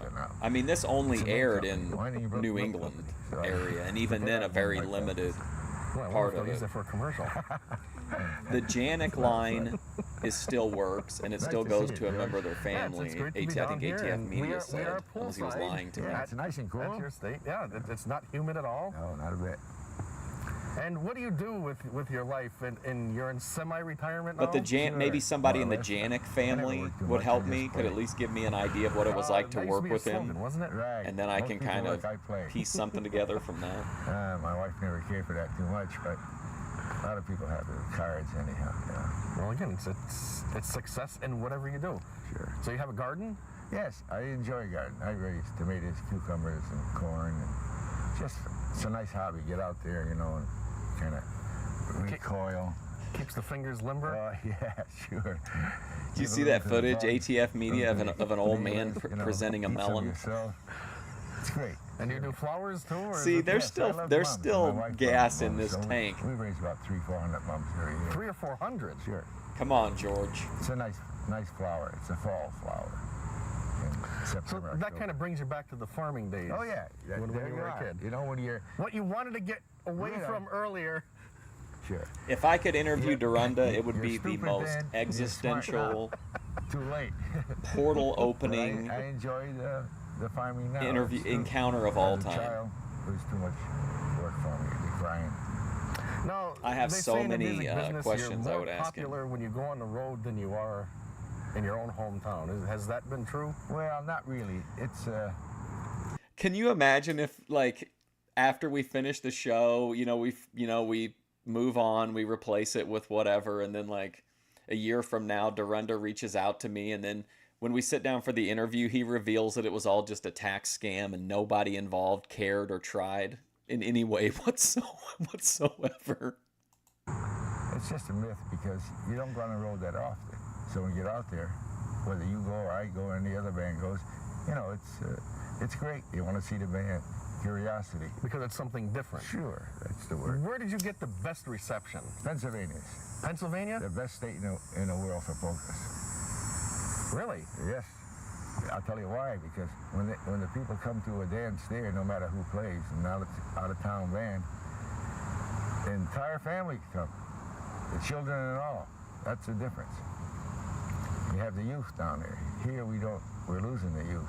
We're losing the youth in the polka business. But Pennsylvania is great. So Pennsylvania, you can actually see younger people coming out to the polka jobs. Yes.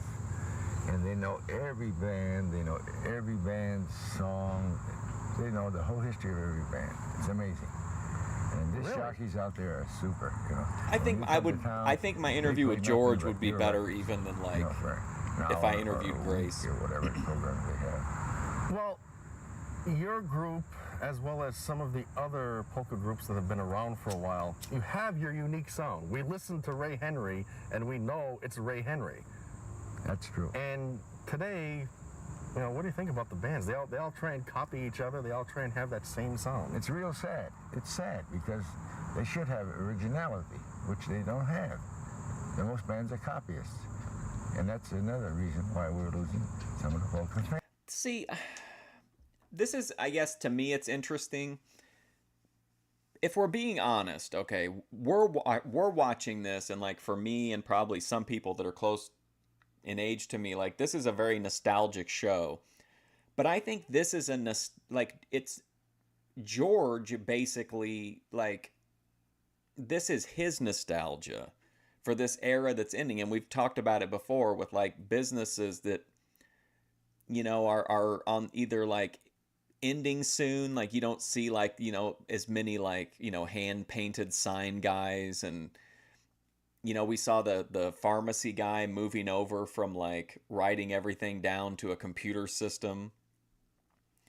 So like all of this is like nostalgic for him. So maybe that's why he doesn't want to talk to me about it. Fans.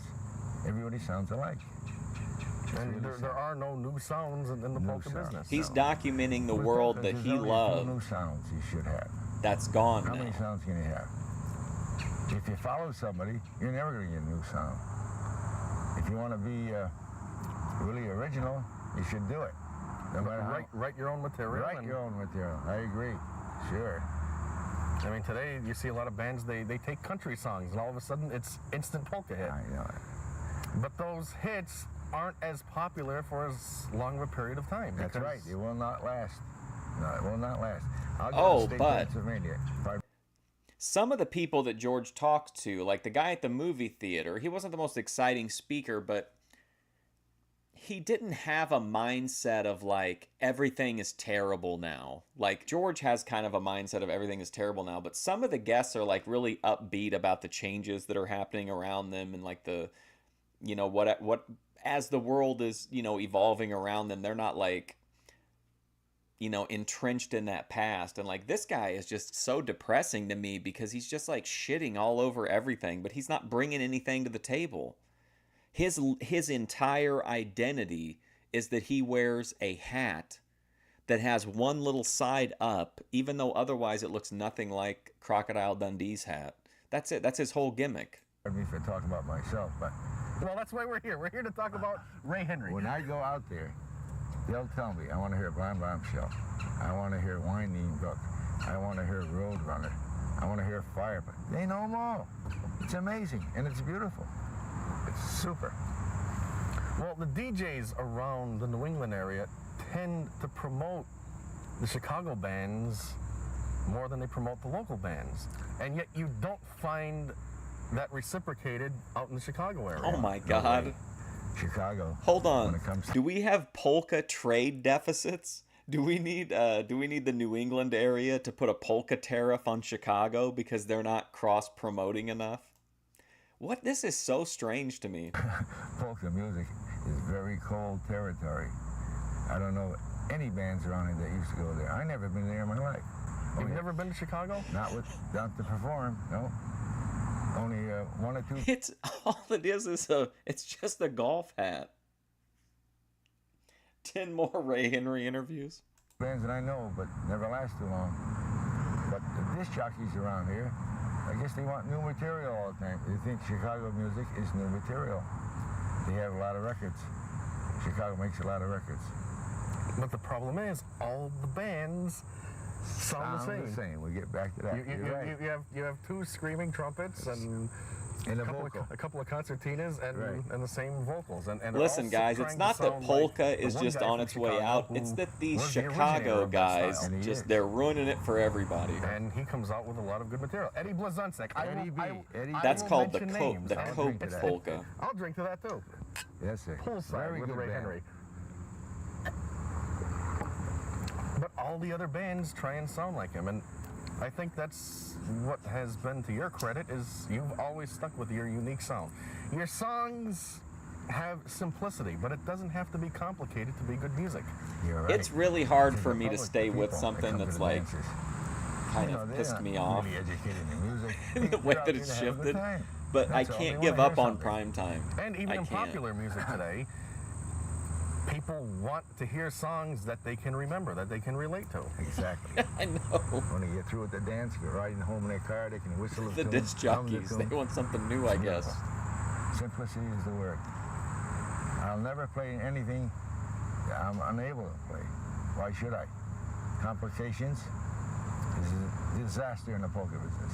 Disaster in the If you can't polka play it, business. don't attempt it. Don't attempt it. You just spoil the polkas. But the polka industry is pretty well set. It's coming back. You think it's coming back? I probably won't see it in full form, but you probably will. It's coming so you think back. in the future there is hope for the polka industry? Oh, yes, there is. Yes, there is. There's more and more church Oh, my functions. God. I know we're being looked for polka bands. Everybody wants a polka band now. Even weddings. It's amazing. The last 6, 8, 10 years, nobody wanted a polka band for a wedding. Now, weddings are showing up. Whether they want live music or a polka band, but we're there. It's amazing. It's great. Whether they just want You have a live knack for music playing or a they lot of specifically weddings want a for other polka band, musicians. we're there. Oh, yes. Yeah. Why is that? I love that. I'm cheap. And who are some of the musicians you've played for? Dick Filler. One Dick I Filler? wrote the Everlasting Love for him, that waltz. So basically, these musicians hire you for their wedding and you custom write a song for them. Sure. Richie Babinski. I can't think of any more, but I played 4 or 5 Fraud. in my lifetime. Hey, listen, George, It's nice. it would Really take me enjoy it. longer Now, to how many list the songs do you people think that I you've written over haven't, the or that years? I have worked with Well, than that I haven't worked without with. lying or bragging or anything like that, I'm well over 1,000. This is 1994, sad boy. I think we're like in the late summer or early fall, but it's hard to tell for sure because I don't know how long some of this stuff was in the can. Some are good, some are lousy. That's a lot. Well, nobody can have. I mean, you look at Michael Jackson. He can I write some still, good by the songs way, and for the record, some I songs still that aren't so like good. prime Then you time. put them away. The ones But that don't have sound I too well, cooled then on later it? you take 'em Yes, out, but that's rework them okay later. because I Yeah, think we're gonna turn 'em rally. around and Richie it's a nice Babinski, hobby. I enjoy Tony it. I can sit Denudo. down in my I office had down in written the some cellar songs for- down there for weeks Casey and just sit there LaParca, and write. I enjoy it. My penmanship's getting better. Eddie Well, Marlin. it should be after 1,000 compositions. Or did you mean what year are we traveled on the currently road, living in? Where do you think the I farthest don't want to. places I don't want you've to been get to? confused. I think the farthest with the car was Ohio, Detroit, Ohio. That's about the furthest. Well, I rock thought this roll. was going to end a That's a minute long ago. ride too. So years ago, it was very simple when you were on Dana Record. That was a great record company. And they used to line up our God, it tours won't for us. end. We go off for a month, play every night but Mondays. And we start from New York. My God, New man, Jersey, this guy just. Pennsylvania, right up the line like that. So basically, it's like the popular music business is, the rock and roll industry is today. Sure. You cut an album, and they would send you out on tour to help promote the album. Exactly. And can you imagine years ago in the city of Hartford and the city of Massachusetts, I used to go to Boston at the record stores when they had 78s. What about in They New used to send Haven? me there for an hour or two to sign the records. So you'd have a signing just like they had book signings today. I was telling the boys in the band today, because they went with me then, and they couldn't believe it. But that was the truth. You get a telegram from a record company, you got to be in Boston Tuesday morning, boom, boom, certain store, sign. It was amazing. And you'd get a good turnout for this. Yes, it was something. The population was really polka-minded. But I don't traveling back know then, you didn't have the if we're going to highways go that we back to have the. I would nowadays. assume we'll It was much bookend. better, too. It was much better? Less cars. So you could cruise right through an area. Yes, sir. You knew every state police there was. They were great. Now, did you stay in hotels when you were on the road, or Oh, no, we didn't have hotels. Tourist house. And Oh, most of the my time, God. If you stayed in a certain town, like in Ohio, I remember Ohio was great. People used to take us over the house. 5 fellas in my house, 5 over there, 2 over there.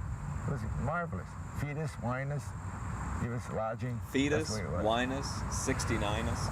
Unbelievable. Yes, it well, was. the business has changed.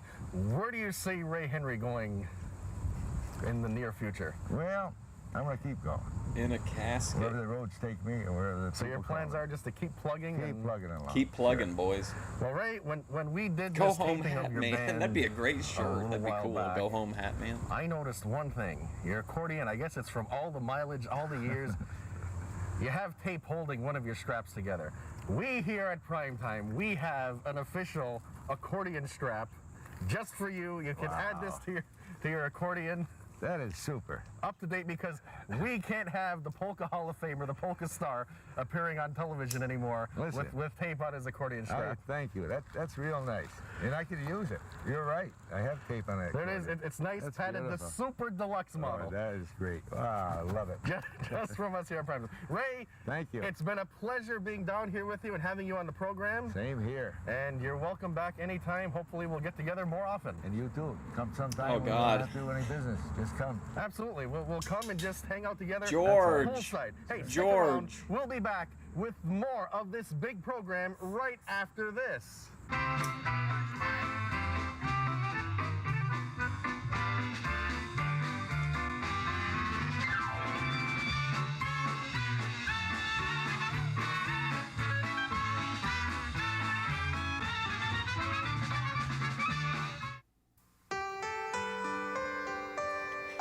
If you took away a star for every 1 million people who didn't vote, and a stripe for every 5 million non-voters, and a patch of blue for the 10 million people who didn't care, exactly what kind of flag are we waving? Intense.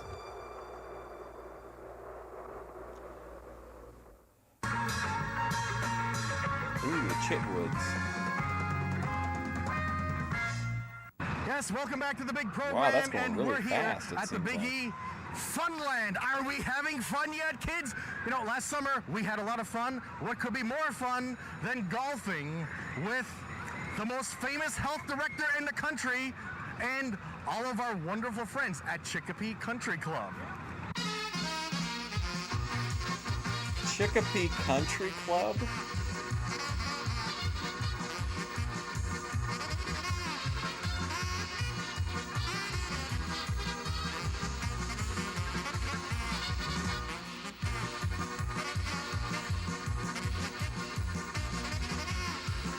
Oh my God. What in the world?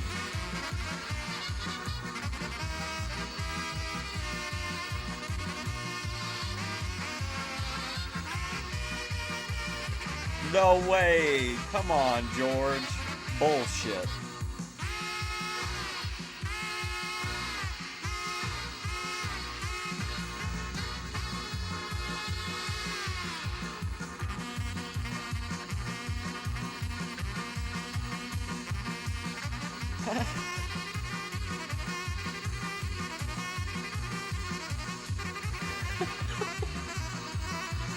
You guys don't like this? I think this is great.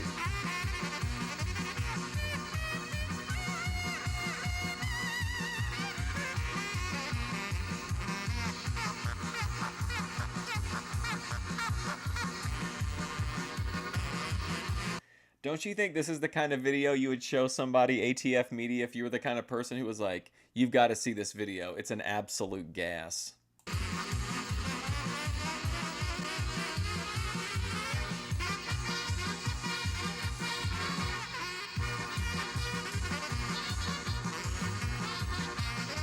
He has more energy now that he's not eating as much sugar. He's just mentally suffering.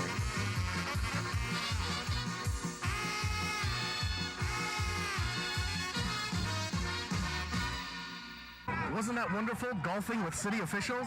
Wow, look at him with the death grip on this Am I chip. not the best golfer you've ever seen in your life? Yes, you are. Wow, he's clenching the hand and Are we everything. having fun yet here at Funland at the Big E? Yep. And who do we have here? April Lynn. And where are you from? Ludlow. You're from Ludlow. And what's your most favorite part of the Big E? The rides. The rides. That's why you're here. You're here at Funland. And hey, here's another great group right here on the big program. Do you like singing? Do you like music? I like music, but I can't sing. Well, I'm not asking you to sing, but these guys are great singers. Yes, it's the Springfield Chordsmen. Oh my God. Let's sing a song, let's bring a song, let harmony be true. Come join the crowd, sing long and loud like the chordbusters do. Let's bust the chord, a good old major chord with some good close harmony. Come on and join the fun, we'll bust a minor one as we warble merrily. Oh boy. Let's sing it through again and then we'll all chime in. It'll make your heart feel light no. Oh no, not the chordsmen. Every time the chordsmen are on, I feel like I have to face my own mortality. I'm tired of facing my own mortality today.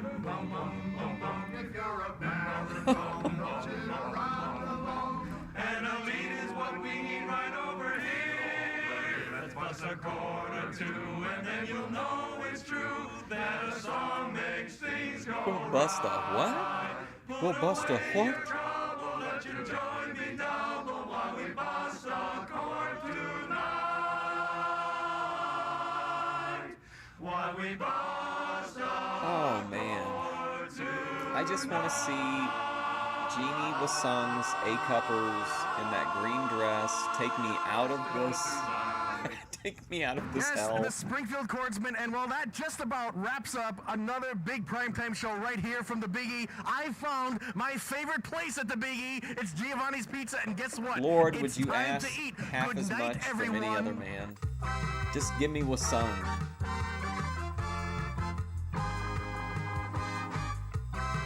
Bust a chord tonight. Oh my gosh. Oh, now this is good footage here.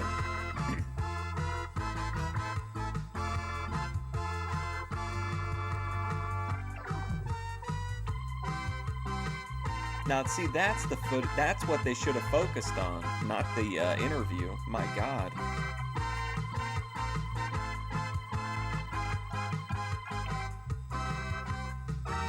I've probably already burnt the Doug Lockbridge by some of my previous comments and me blaming him for the downfall of the Looney Tunes. The chordsmen are Lynn. Let's say their names so that we can give them the respect they deserve. Lynn Abraham, Raymond Allard, Russ Bennett, Joe Benoit, John Camardella, John Camardella, Charles Desmarais, Dick Foley, Leonard Fontaine, Richard Hands of Stone Garvin, Jim Jeffrey, Walter Gill, John Griffin, Charles I'm going to say this like Bethadone, Hagerty, Everett Labia, Fernando Labia, Richard what a great name, Richard Laliberte, Yvonne Lambert, Bern Larson, Stephen Eclair, James McCarthy, William Gold Orr, Alfred Captain Picard, Howard Racine, Al and Basil Roman, Richard Royce, Don Russell, Joseph Ryan, John Schaefer, Richard Sternum, Bill Taylor, there he is, William Tully, George Venue, Bill Wyman, James Sears and Roebuck, Pat O'Malley, and Art Korchesny. There you go, guys. That's the Springfield Chordmen. Let their names echo throughout the eternity in Boyd.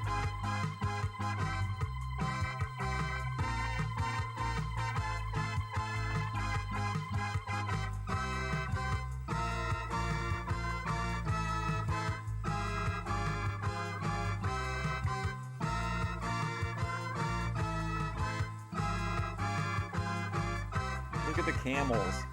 Oh my gosh.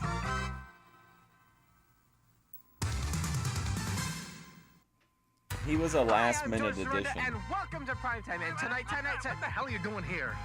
Okay, give me.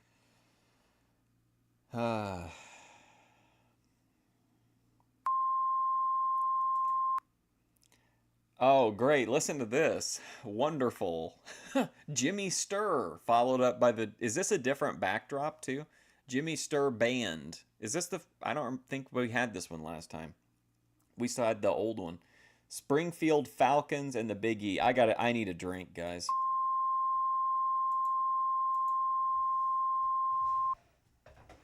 There it is.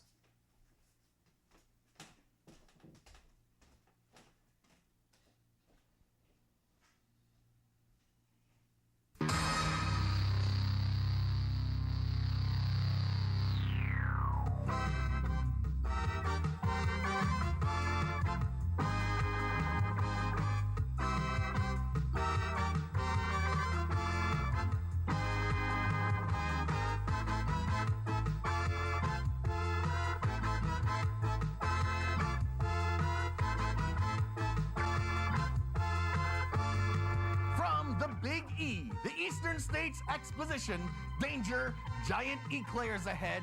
It's prime time with George Dorunda. Tonight, the 6-time Grammy Award winner, Jimmy Sturr and the Jimmy Sturr Band. Plus, we check out new merchandise courtesy of our friend Wayne and the Springfield Falcons. So get ready for the most entertaining show on television.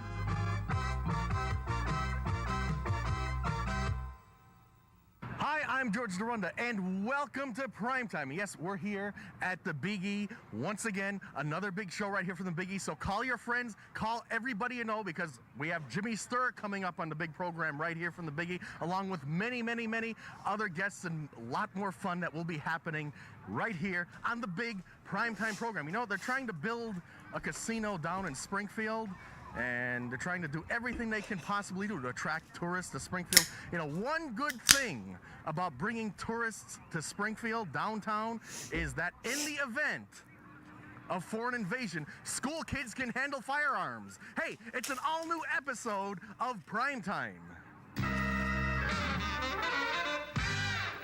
And my first guest on the big program here tonight, a 6-time Grammy Award winner performing right here at the Big E. And here's the album he'll be performing a song from. It's called Saturday Night Polkas. What an It's the title tune from that album. And how old is the album?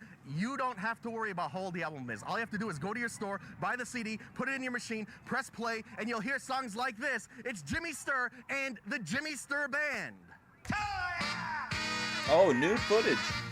New Jimmy Sturr footage.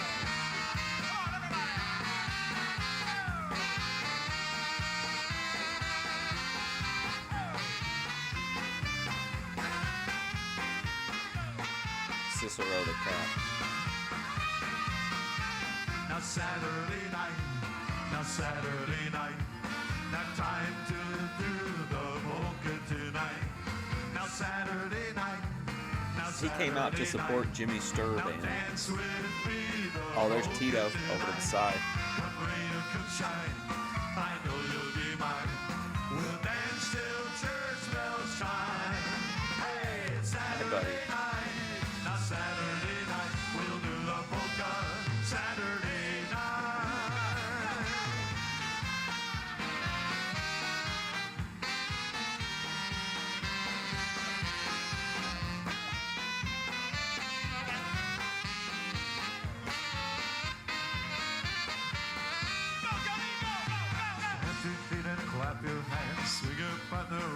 Giant eclair. Oh my God, remember this guy? Swing low and swing high, fling a waist to the sky, doing the polka Saturday night.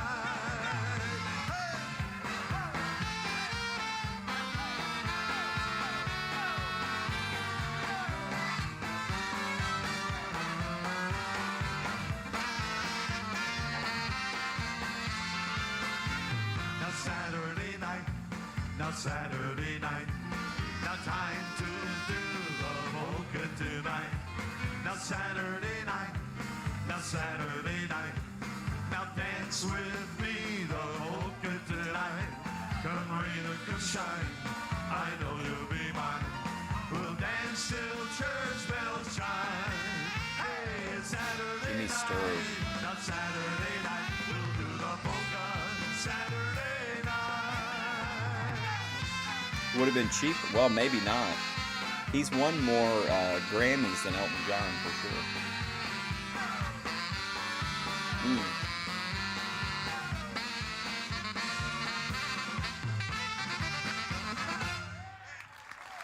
Well, Jimmy, welcome. Welcome to Primetime here. Welcome to the Big E. This is our first time. It's fantastic. This is great. Yeah, you really had the crowd going. Where do you get all that energy? Well, I don't know. I just store it up and I. It's part of the Chicago polka. I mean, it was unlimited. Well, wait. We're on a Friday. Unlimited, We haven't even made the weekend yet. I know. I have a lot of traveling to do today and tomorrow. But yeah, I enjoy doing what I do, and that's might be why I have so much energy. Now, I predict this year, my predictions usually come true. No, don't say it. You're going to win another Grammy. There are 3 reasons. Okay. Number one. Number one, you have that recent record album is fabulous. Thanks. Number two, you're a pretty damn good tambourine player. I saw you dive off of that drum platform. And number three, you're back on primetime. Yeah, that's right. Last time I was on, we won, didn't we? That's right. That year. That's I predict it's going to happen. He again. got the same Jimmy Stir we've seen like So 100 let's know times. the life of Jimmy Stir. No. You've been on the Nashville Network? Yeah, Although this is a new... I've done primetime. We've been on... All the other ones came from a previous pair. We've done CBS This Morning with Paula Zahn. Just recently we did Eye to Eye with Connie Chung. So, we're getting around doing a lot of fairs. Boy, we did a lot of fairs this year. Not only the Big E, but we were just all over the place. It's fun. We enjoy doing fairs because it's, you do an hour show, then you're off a few hours, then you do another hour show. You can really put all your energy into, those specific hours. And you certainly have to store up the energy to do the hour show that you perform because it's nonstop. It's not like some shows you see where there's lag. He doesn't time even between play songs. in half the keep songs. That crowd going. Well, it's a great way to lose weight, George. Absolutely. Wow, what an insult. Yep, I knew it. I knew George would personalize that. So, when you're traveling across the country, where do you find yourself best received? Well, we're fortunate. We get really well received just about every place we go. We enjoy every county fair we play at. We get quite a few people. Now, next month we go to Texas, and Texas. Is that big polka area down in Texas? It's unbelievable how big it is. Now, last year we were there Thursday, Friday, and Saturday. On a Thursday they had like 9,000. On a Friday we had like 15. On Saturday had 26,000. And these are people that do dancing. It's not a concert. And and a lot of young people. It's a lot of fun. It's outside of San Antonio. Now, do you see younger people getting into listen, polka the event I'm describing has nothing to maybe do not with as much polka as I would music, hope but I'm for, referencing we do, it for some reason. I see a lot of young people, especially when you go out into the Midwest, like a Texas and places like that. They'll jam them. And I'd say out of those people, probably 80% are 40 years and younger. Why do you think polka music today perhaps doesn't attract as many young people as it should? Well, I think there's a lot of reasons, George. I think one reason What does he is mean I as think it young should? kids, just like I used to be. They're embarrassed to tell their friends that they like polka Entitlement music. generation, much. When I was young growing up and I had a little band back in my hometown, somebody say, "Oh, you got a band? What kind of music do you play?" What is George? Is George a boomer? Polka. Oh, but now I'm thrilled that I play that style of music, and I think it's something that I think what we have to do is Americanize it a little bit more, so it's not 100% ethnic.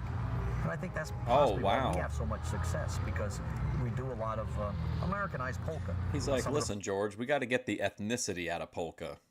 Polish people might not like that so much, but I'm thinking about if I'm going to get this music on a worldwide, nationwide base, I should say.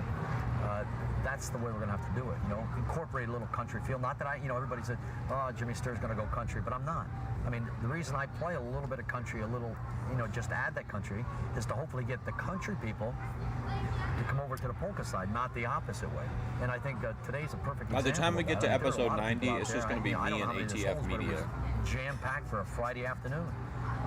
And you asked the crowd how many people were Polish, and it was a small percentage of people putting up their hands. You have a diversified audience. Well, I think how many Polish we got in the crowd? I think a lot of them probably heard us for maybe the Bob, first time. You never, and all of a sudden you see these people, young people, so all of a sudden they're tapping their foot, and then all of a sudden they're clapping along. And I think that this is what we have to do to increase that. Look at his necklace. So, more modernization and probably less ethnic content in the music then. Well, I think you got to watch it. I try to watch the crowds. If I'm playing where I know it's predominantly Polish, then I'll lean towards the Polish. Sure, the Polish polka, or the obedics and stuff of that, and a lot of the Polish vocals in Polish. Racially profiling his audience. You hear me doing it. Not because I don't like it, I love it, but I don't want anybody to sit up there that's non-Polish or non-polka and say, "Oh, geez, you're singing in an ethnic tongue." Now, when you do a show of this nature, an hour-long show, there'll always be an audience of some kind program, for it. Or do you, off the top of your head, vary the program? No, we don't. Well, not really. They'll know the first couple songs because I'll tell them in the bus before we go on. Do this, do that. And the rest of we've been together so long, and we've done so many of these fairs. Oh, man. All I have to do is holler to the guys, and then if you notice, then I'll talk a little bit before we go into the song, giving them time, if they need the music, to put the music up. and you know, it's not really a set show. And I noticed a few new faces in the band. Well, not really. Just the only one is Dennis Poliski, and he just helping us out today.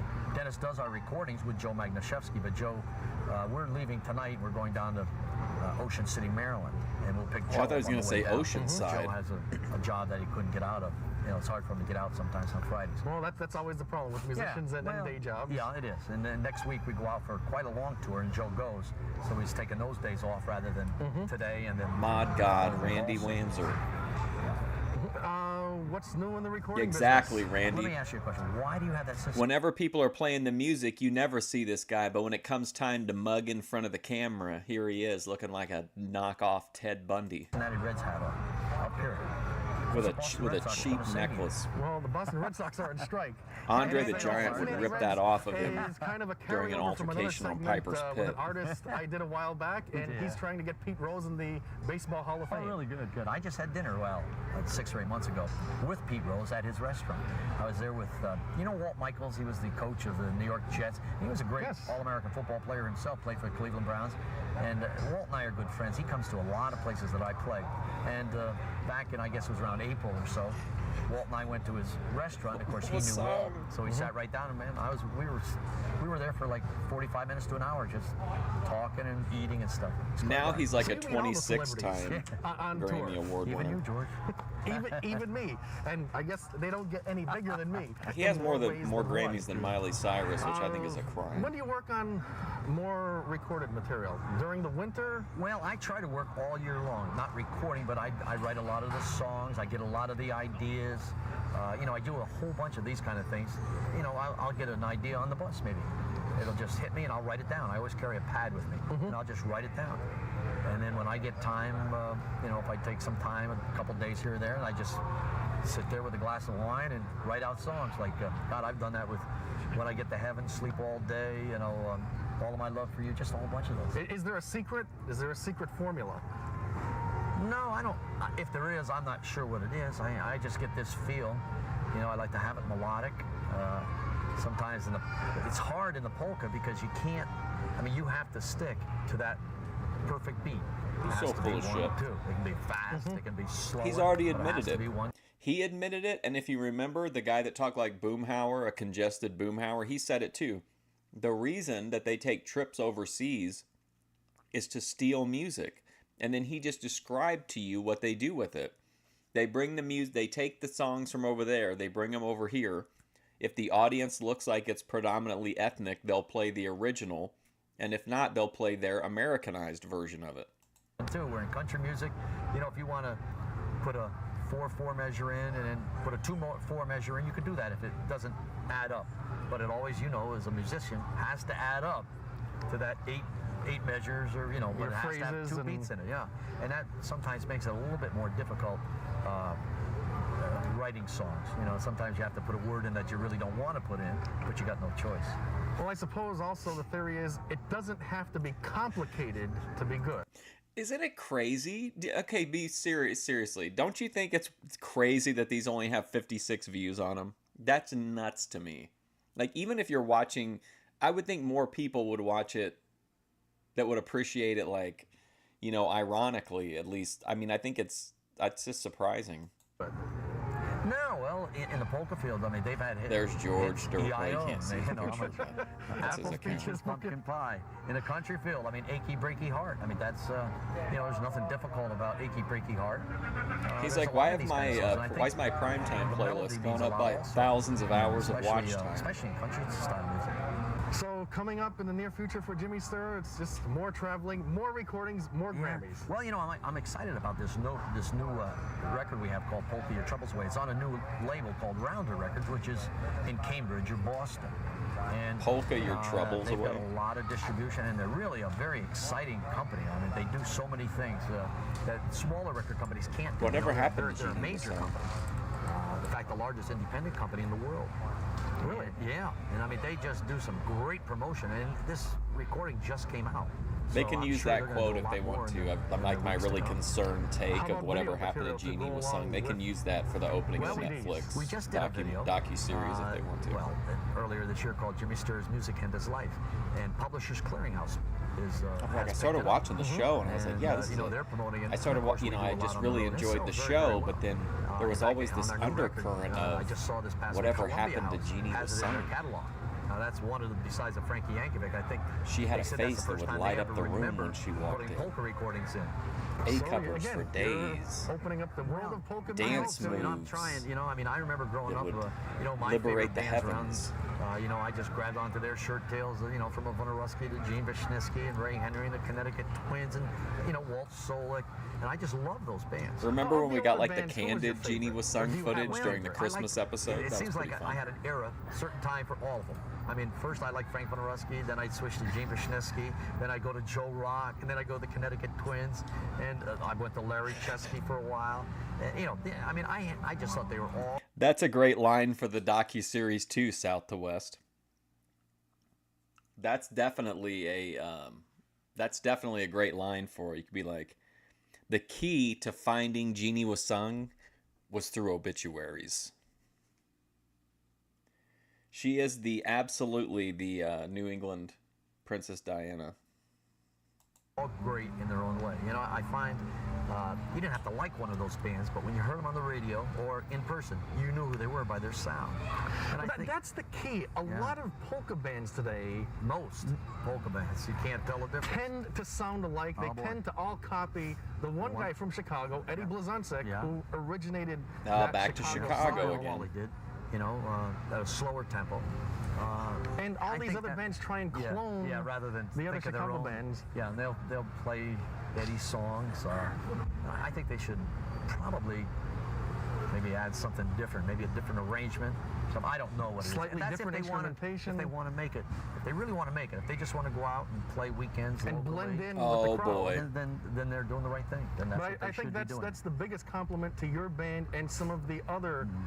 The few other bands that when you hear a Jimmy Sturr record, you know it's Jimmy Sturr. You hear Ray Henry, you know it's Ray Henry. This polka purity arc is kind of interesting to me. Even Happy Louie. I mean, they're really hitting it hard, though. Louie, you know it's Happy Louie's band. It's that unique sound. Right. This is the simulation trying to keep me hooked on primetime by giving this ultra meta storyline that like only my high brain would be like, this is good shit. The polka purity tests going on right now on primetime. I mean, it's not a clone of another band. I mean, it's his band, and that's why he was so popular over the years, because he has that distinctive sound. You don't have to like that, or you don't have to like my sound, but when you hear you know what I could go for right now? But getting back to like a Tony Yeoman Domino's pizza. I mean, I still enjoy them. I mean, remember when he ate the pizza with and then he ate a sleeve of dill pickle dill pickle Pringles? Did a fabulous job, and it was great to hear that same sound. It brought back a lot of memories. He was like, I don't even like these, but I'm gonna eat them. A distinctive sound. Down by me, of course, Bernie Wachowski was very popular. And the Connecticut Twins, both. I mean, they were all popular, but probably Bernie White, because he lived in Jersey, which isn't too far from where I live, and the Connecticut Twins were quite popular. I suppose what's even more important is the distinct sound leading to you being able to survive the test of time, surviving over the years. George, I started when I was 4 or 5 years old. I'm not that old. No, maybe that's why. I don't know. I'm not sure what the Primetime streams are fun because it's just the absolute core homies. And we'll stick around. Whether they say I play too fast or I'm this or that, I'm going to just keep doing what I'm doing because it seems to be the successful way to do it. Your own distinctive style, you do what works for you. Right. We're really staring right down the barrel of hell here, guys. I enjoy like the Big E. Now, to me, that's... We're getting 20-minute interviews with Jimmy Sturr. Summer long where I do an hour show and then I'm off another. George, go back and play 4 talk to me, man. It's the hell's going on here? You can't keep that pace up for 4 hours. And it makes it a little bit difficult. It takes a lot more energy. It's a different type of engagement. It sure is. But sometimes I find myself, especially at the beginning of a 4-hour job, doing that. Just like gosh, by the middle of that job, I'm like, holy crows, I'm exhausted. It's a 4-hour job. I'm exhausted watching Tito Santana lead my band. Again, whatever you're doing, you've got to keep up the good work and keep promoting. I hope so. We're coming back. Polka music. In fact, we'll be back here. Something I enjoy doing every year. I'm a great Christmas person. You know, I enjoy Christmas. And we come back here and do those Christmas concerts. I think I know that necklace makes me mad just looking at it. Springfield. I think we're here the first Sunday maybe in December. We always get a wonderful crowd, but it just puts you into that great holiday mood. I mean, it's a great feel. You do a number of oh Christmas gosh, shows. I don't know. This year we're doing like 9. We start. Is it real gold? In, Probably. New Jersey, and come to Massachusetts, and we go to Pittsburgh. He seems like kind of a male Carolyn Lee. Middletown, New York. He's got on a terry cloth, New Jersey.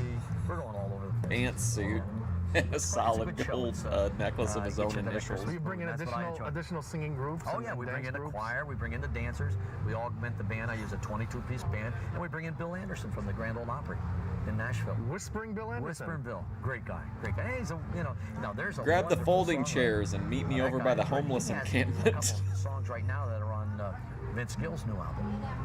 And he also did one he recorded one years ago, and Steve Warner just made it a #1 song. I'm in a real slow descent into madness over prime surviving time. the test of time. Jimmy, it's been great having you on the show. I enjoyed always visiting with you, and of course visiting with all the people in New England. And you're welcome back anytime you revisit the Big E or any other. I always want to see Bill Dundee pile drive this guy or something. It's a plan. It's a game plan. In hey, Minecraft. You folks stick around. We'll be back with more great entertainment right after this. What really sucks is that Jimmy Sturr is probably definitely going to claim this video, and so he'll be making the money from all the ads on this too. How much is enough? If you took away a star for every 1 million people... I'll be right back. I gotta clean my hitter. And a stripe for every 5 million non-voters. And a patch of blue for the 10 million people who didn't care. Exactly what kind of flag are we waving?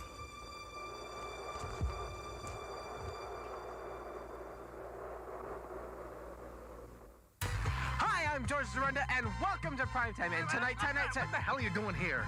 Okay, give it your best shot. What would you like? How about the entire second page? I tried to kill someone through the whole play. This is the first time I've had a mechanical man. On your show. On my show. Yeah, let's preface that. Bye, George. See you. Thanks again. Press 2 to hear Thanks more for the options. Thanks for the Lisa soap.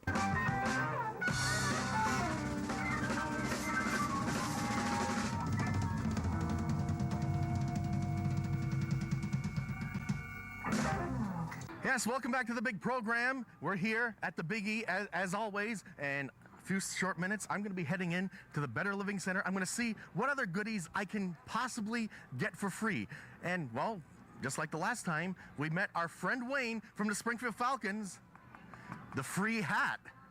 Well, Wayne, welcome to Primetime. Thank you. Nice to be here. And you're going to tell us about the new phenomenon taking over Springfield, right? Well, I'll tell you, the Falcon is flying in Springfield. So far, we're having a lot of fun, as you can see with everybody here, helping us out, selling this merchandise. I think that's one of the new things that we're trying to promote is our merchandise. This way here, everybody can get that feeling of being involved. Team spirit. Everybody wearing a Falcon. Free hat. Everything's about a free hat The now. hottest item right now is our T-shirts with the puck in the mouth and the back. Just a plain one right now. It's really selling big right now. So this will help generate enthusiasm for the team, and hopefully we can... A unity type thing. You know, everybody being involved and everybody feeling Everybody the same. buy a This is T-shirt. Springfield's team, so hey, Springfield, support your Falcons. Come on out and have a great time. And what better way to come on out than if I get another hat? Oh, another hat? That's easy. For $14, we got a hat for you.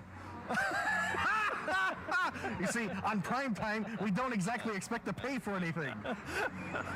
Well, we need it though, George. We need it. You need it. You need it. Those players here.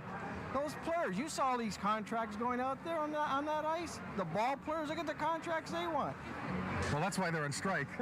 That's why they have big problems, major problems. Oh, you never know what we might give you. We might have a keychain for you. How's that sound? A keychain. A keychain instead of a hat. If you wear the hat, we'll get it to you. If you wear it, we'll give you one. Hey, what better advertising than when I wear a hat live on the air? True, very true. Now you're a team member. Look at that, a team member with George, us. one of the OG entitled influencers. This is the official hat. All right, here we go. It's the Springfield Falcons, and it couldn't be any better. We'll be back with more of the big program right after this.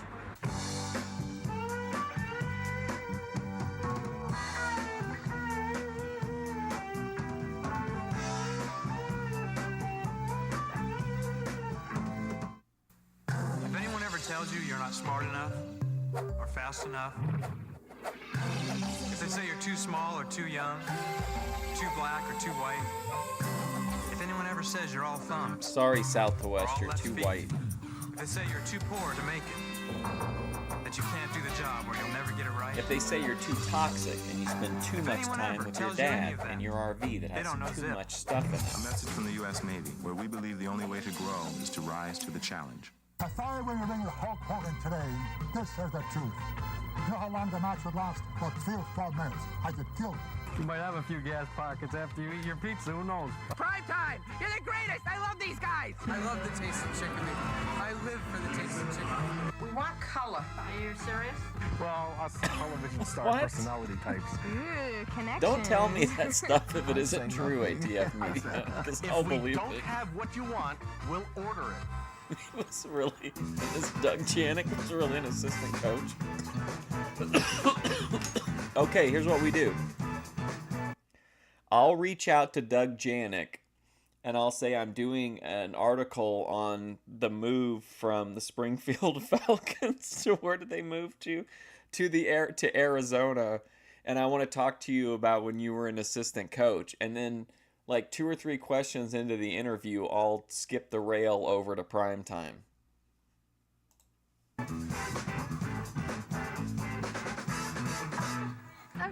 Yes, welcome back to the big program, and we're just about out of time. We're here at the Biggie Gingerbread House, as always on prime time, the free food with Cheryl.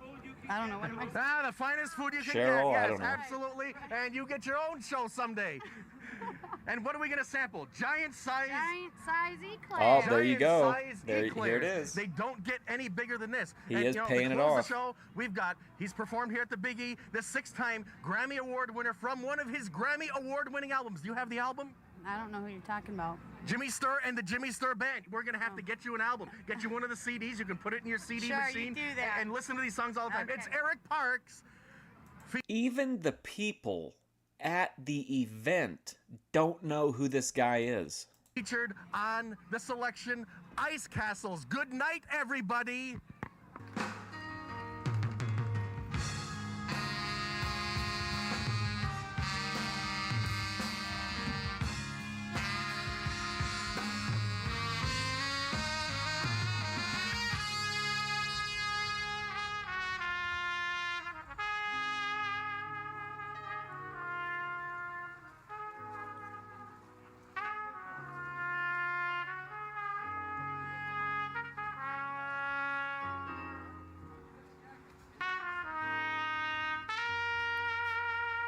I don't know who you're talking about.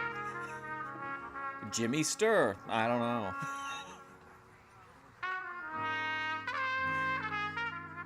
This is how I feel right now. This music is a perfect musical representation of my feelings.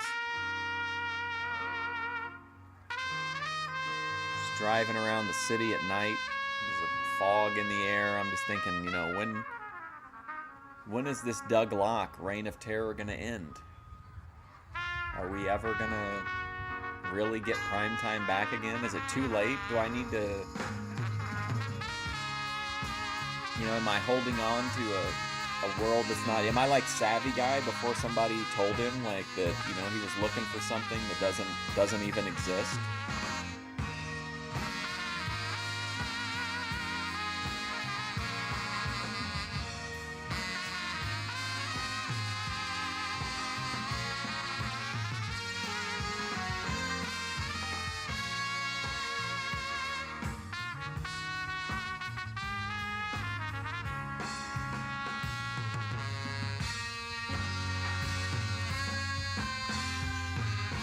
Oh man.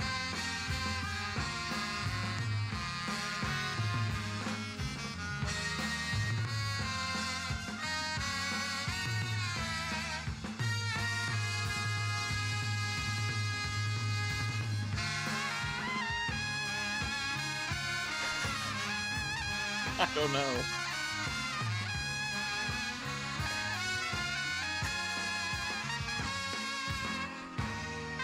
It kind of reminds me, I went to a wrestling match one time, a wrestling show, and it took place in like where like the room is just like the stage at the front and all the seating is on one side. So they wrestled up on the stage. They had the ring up on the stage. It was really awkward.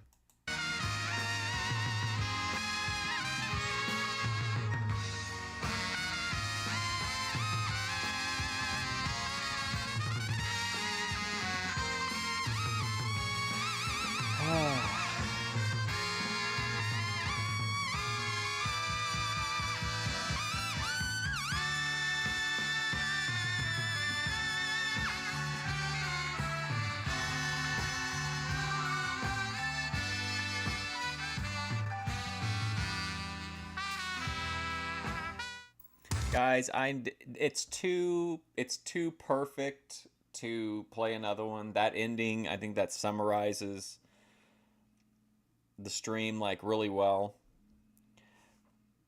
But I do want to see I do want to watch this one video with you guys. Man, what a closing what a closing moment that was.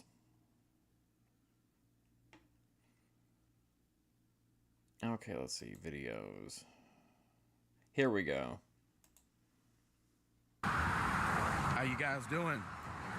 I'm here to review Dwayne Johnson's Papa Tooie. Okay, so he's now reviewing Dwayne Johnson's Papa Tooie, which Dwayne Johnson, The Rock, right? So this is an anti-aging under eye patch released by Dwayne The Rock Johnson, and Savvy Guy is reviewing it. Under eye patches. Now, these are designed to reduce bags under your eyes, you know, due to late nights grinding, you know, late night deviant behaviors. These bags are for, you know, these bags are for reducing darkness under your eyes. If you have not tried these, make sure you try them. True. You can find Dwayne Johnson's Papa Tooie cosmetic line in Target. It says ageless action under eye patches, fast, hard-working under eye patches, help reduce puffiness and the appearance of dark circles and fine lines. He's testing it in the Target enriched parking with lot. Peptides, hyaluronic acid, and niacinamide. I've never seen someone test a skincare product outdoors like this, I don't think. This is the perfect 10-minute solution to achieve sexy eyes. Peel, place under, clean and dry eyes, leave on for 10 minutes, remove and discard. Make sure you give these a try, guys. Papa Tooie under eye patches, ageless action. If you go in Target, guys, Dwayne Johnson has a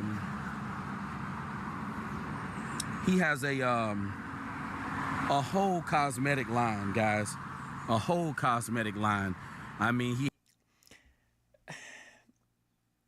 This has got, okay, so basically, just like everything else, including content from 30 fucking years ago, everyone's going through these foundational changes. Savvy Guy has gotten his mechanic stuff, so he's going to start getting his bag. So all these videos that have been like self-improvement is foolishness, trying to do better is, you know, nonsense, whatever. Now he's really getting ready to cash in on the bag, right? By getting his, starting to take care of his skin, eating better, getting nicer cologne like we saw in the last video. he has body washes. He has soaps. He has the whole shebang in Target. Make sure you guys give him a try. Make sure you give Papa Tooie products a try. I've reviewed some things from Papa Tooie before. I've I've reviewed some of their bar soaps. I've reviewed some of their shower gels. The body washes. I've reviewed some of those. I do plan on reviewing some more of Dwayne Johnson's products. When you in Target, you got to get at the Rock, Tui, Dwayne Johnson's hemorrhoid cream. It's a good cosmetic line. I feel like his deodorants and stuff are expensive.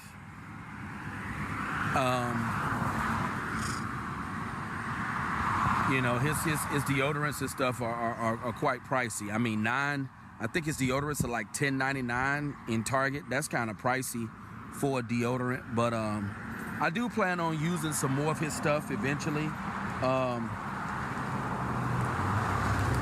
He has a great cosmetic line, great stuff. He really likes Dwayne Johnson that much? I feel these are good to use because, as you age, the older you get, you can develop dark circles under your eyes. Some people have always had them. I've always had dark circles under my eyes. I believe dark circles under your eyes come from living a life of hell.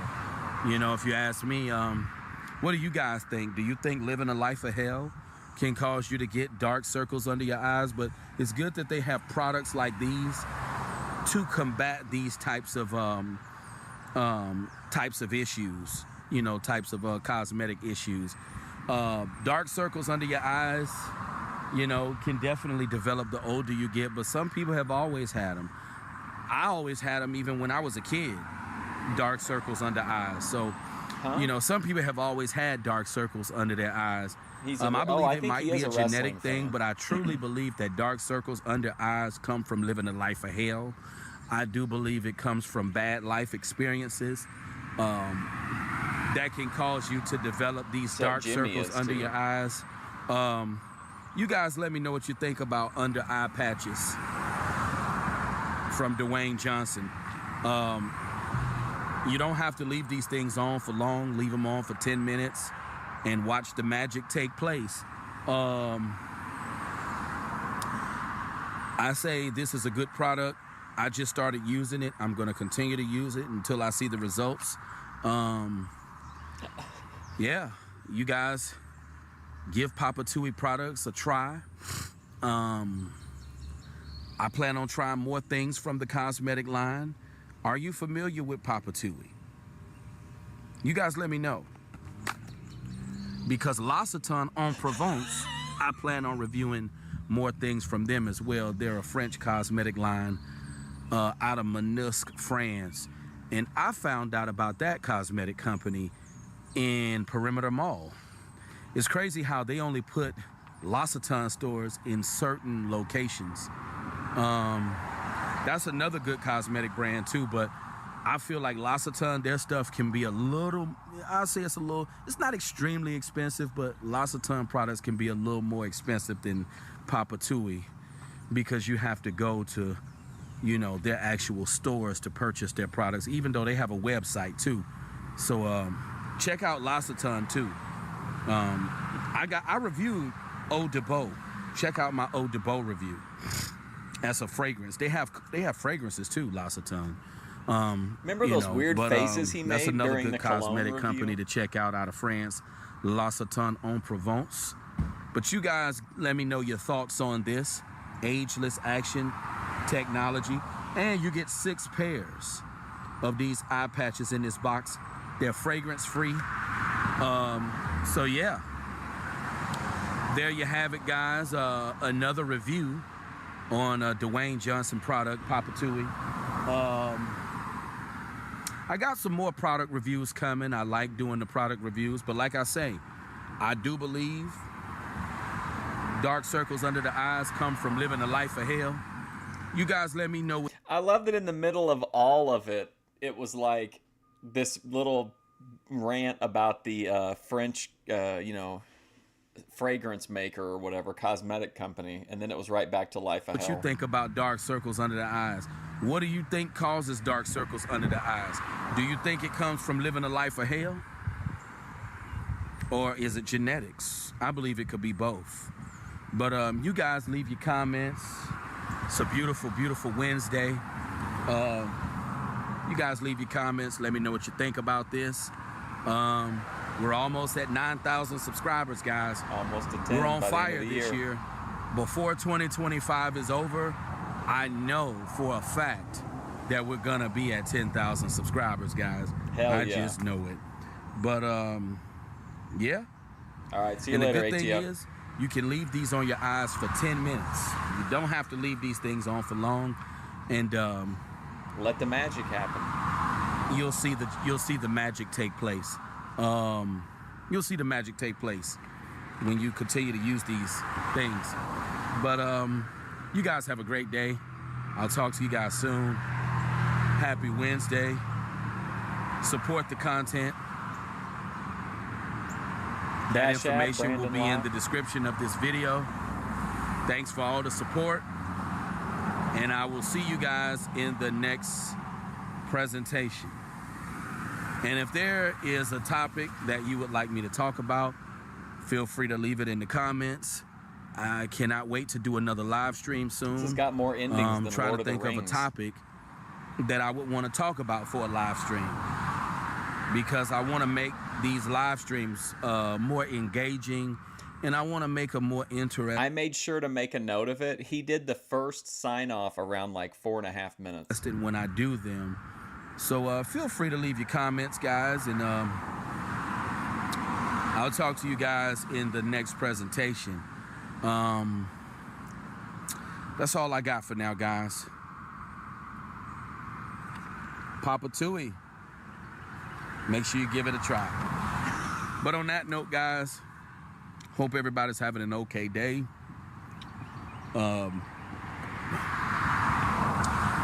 And I will see you guys in the next presentation. Peace out. Great one from Savvy. He has another one I want to watch real quick. Let's see. Here we go. Men need to understand most women are evil. Notice that might sound negative, but that's actually an optimistic comment, because he's saying men need to understand most women are evil. In this presentation here, we're going to talk about... You got the Izod on. The nature of women.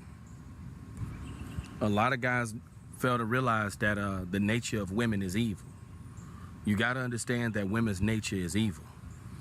That's what you have to understand. Now, I don't believe all women are evil, because I had a woman give me a cake for my birthday and give me a bottle of Moet and Chandon Rosé. So I'm not going to say all women are evil, but I do believe that the vast majority of women are evil. Well, it don't take much to shift his entire belief system. You must understand that the nature of women is evil.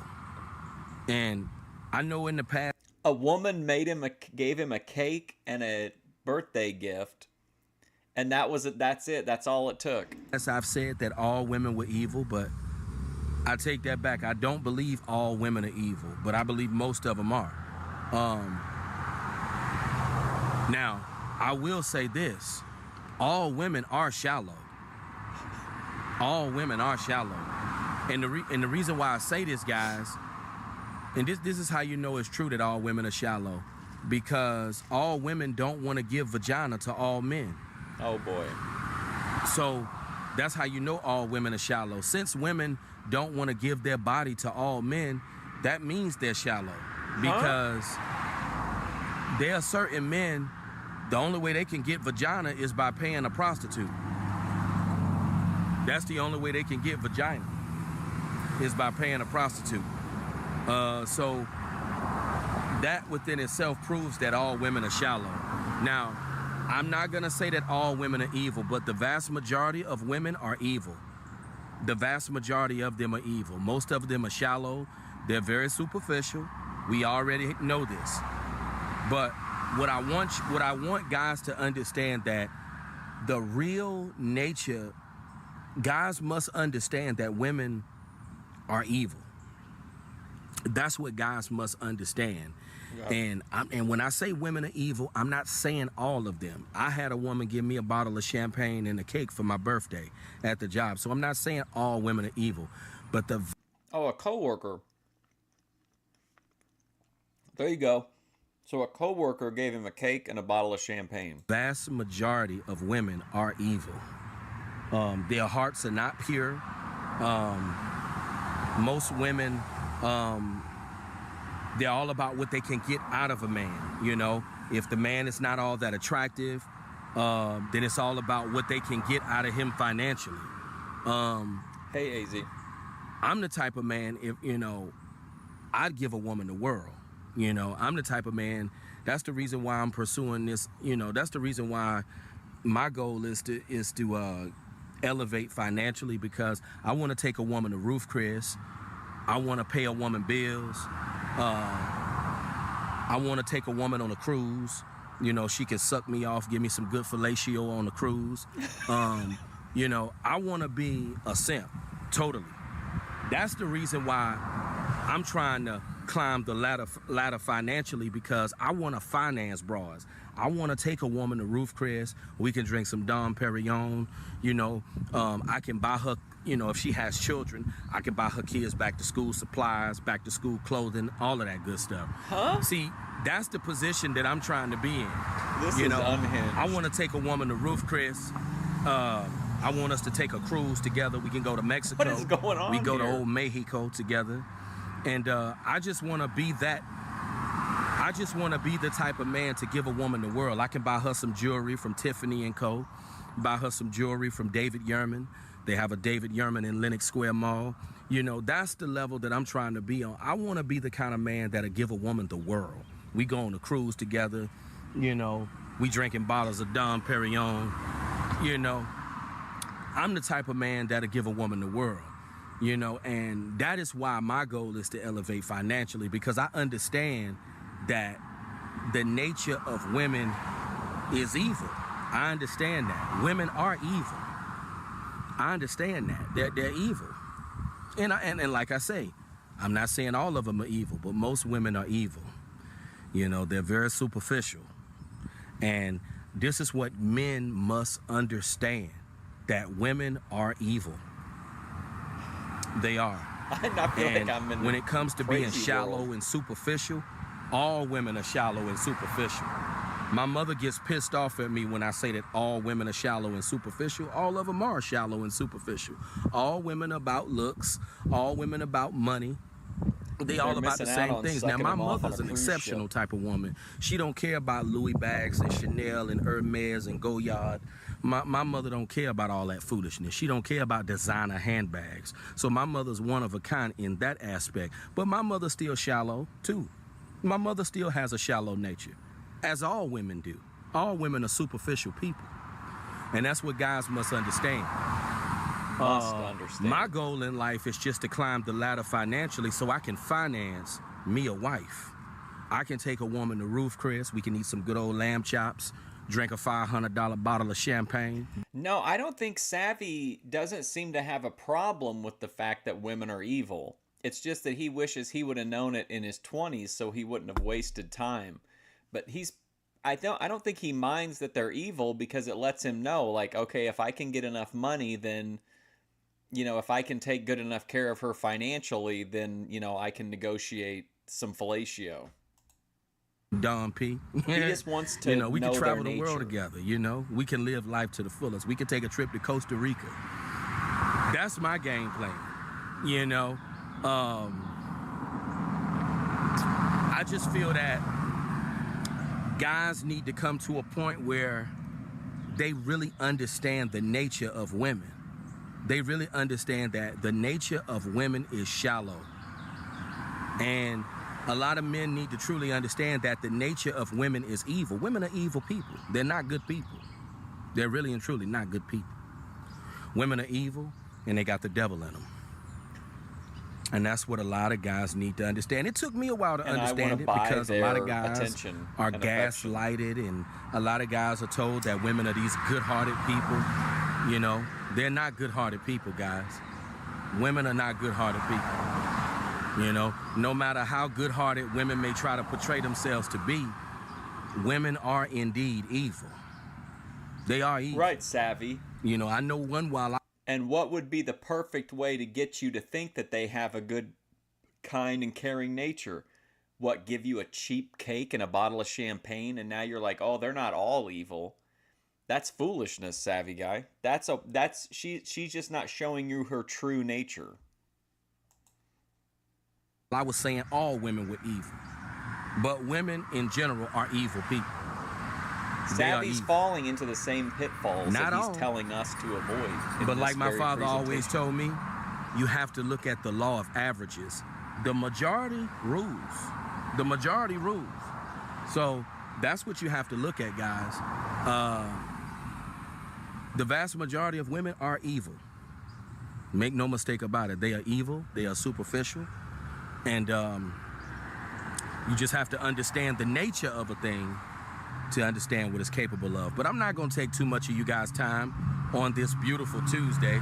I just want to clarify some things for you guys, you know, so we can get some understanding. Women are indeed evil. And just know, all of them are superficial. This is what guys must learn to understand about females. Must learn. That is what guys must learn to understand about females. So don't think that I'm saying all women are evil, guys, because I'm not. But the vast majority of them are. All women are evil unless they give me presents. Someone would ask me, well, how can you prove that all women are superficial and shallow? Well, there are some men that can't get any vagina. So what do you call that? If there are certain men that can't get vagina, that proves that some women are shallow. That proves that women are superficial. Right there. You know? So this is what guys must understand about women. Women are evil, Greta Thunberg, and all of them are shallow. Savvy guy. But you guys let me know what you think. Because I know some men out there probably believe all women are evil. You know? At one point, I was preaching that. But due to the fact that I had a young lady give me a cake and a bottle of rosé Moet for my birthday. Oh, my God.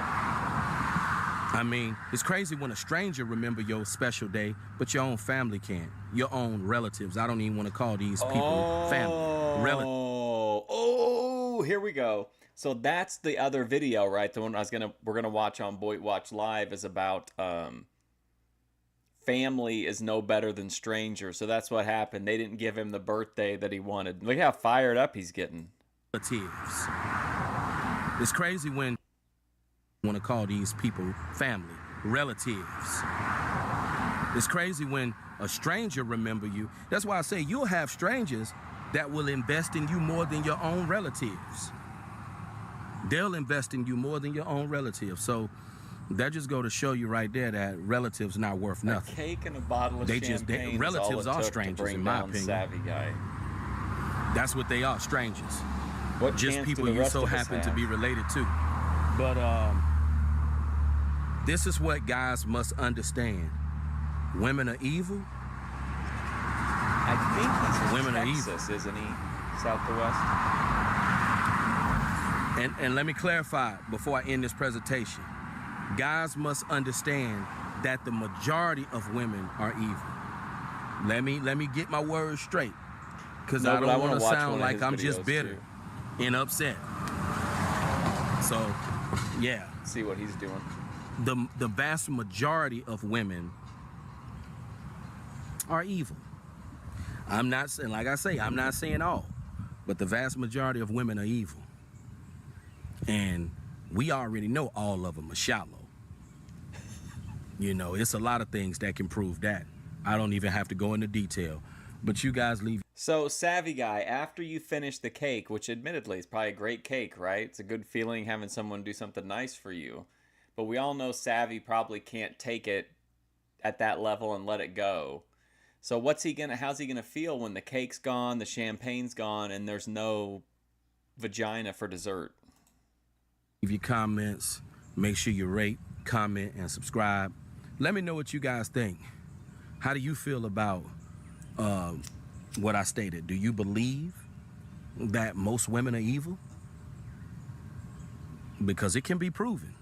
And like I say, I don't have to go into details about that neither. But you guys make sure you... Let me leave Savvy a comment. Let me move the mic. I need to really focus.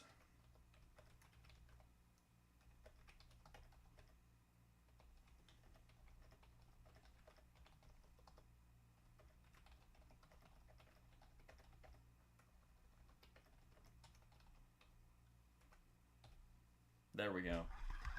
Mr. Savvy, cake is good, but box is better. Salute to a life of hell. Support. $, Brandon Locke, 125, Cash App. Plan on doing a live stream sometime this summer, very soon. So you guys be on the lookout for that. Peace out. Okay, all right, I want to watch one more. I want to check in on Uncle Tim because his last video we watched was pretty fire. I want to see what he's up to. They're paying people to protest. Oh, man, the Victim Olympics 2025. Oh, he's doing riots content. What do we got? Being alive in 2025. Goodwill raised their prices again. Oh, here we go. You will own nothing and be happy. Let's roll. Hello, YouTube fam. How y'all doing? It's your Uncle Tim. This is Uncle Tim Rants and Reviews, the channel where I rant. I have no idea, Randy. I'm not sure. I don't know. Do you think he would tell her about his YouTube? Like, would he be proud of it, or do you think he would try to, like, hide it? And I review. I'm your host, Uncle Tim. You will own nothing and love it. Dude, name the last damn thing that you truly own. Do you really own your car? Do you really own your home? Dude, if you do not pay your property taxes, they're going to take your damn home. If you do not pass the emission test, guess what? You can't use your car no more. And if you get caught using that motherfucker, they gonna go ahead and take it. Dude, you know what? It's real out here. It's real the way they doing us. They're making sure that we're happy with nothing. And a lot of us are. They done took away all the physical media, damn near, and we still cheesing like, oh man, but it made more space. Benny Slugger. They made the hard drives a little bigger, man, and you could buy bigger hard drives, and you could just add that stuff on, to everything, man. And I'm sitting here thinking to my damn self, we done had this discussion before. Hell, pretty what do you soon, think about look, Uncle you Tim? don't even have no damn clothes. Maybe you don't have no damn air to breathe. You might have to pay for damn air. Most of us have had a damn air in our mama name because shit, we got bad credit. I'm just being real, man. They done took so much away from us. They done stripped us down to damn near nothing. Oh, a new McDonald's and video? We are awesome. Still smiling. As long as we I'll able watch to be it. out I'll there save twerking it and for shit, nobody Saturday. gives a damn. Benny. And that's the way it seems, man. They done stripped these jobs down We'll to the debut damn it on the bare live minimum. show.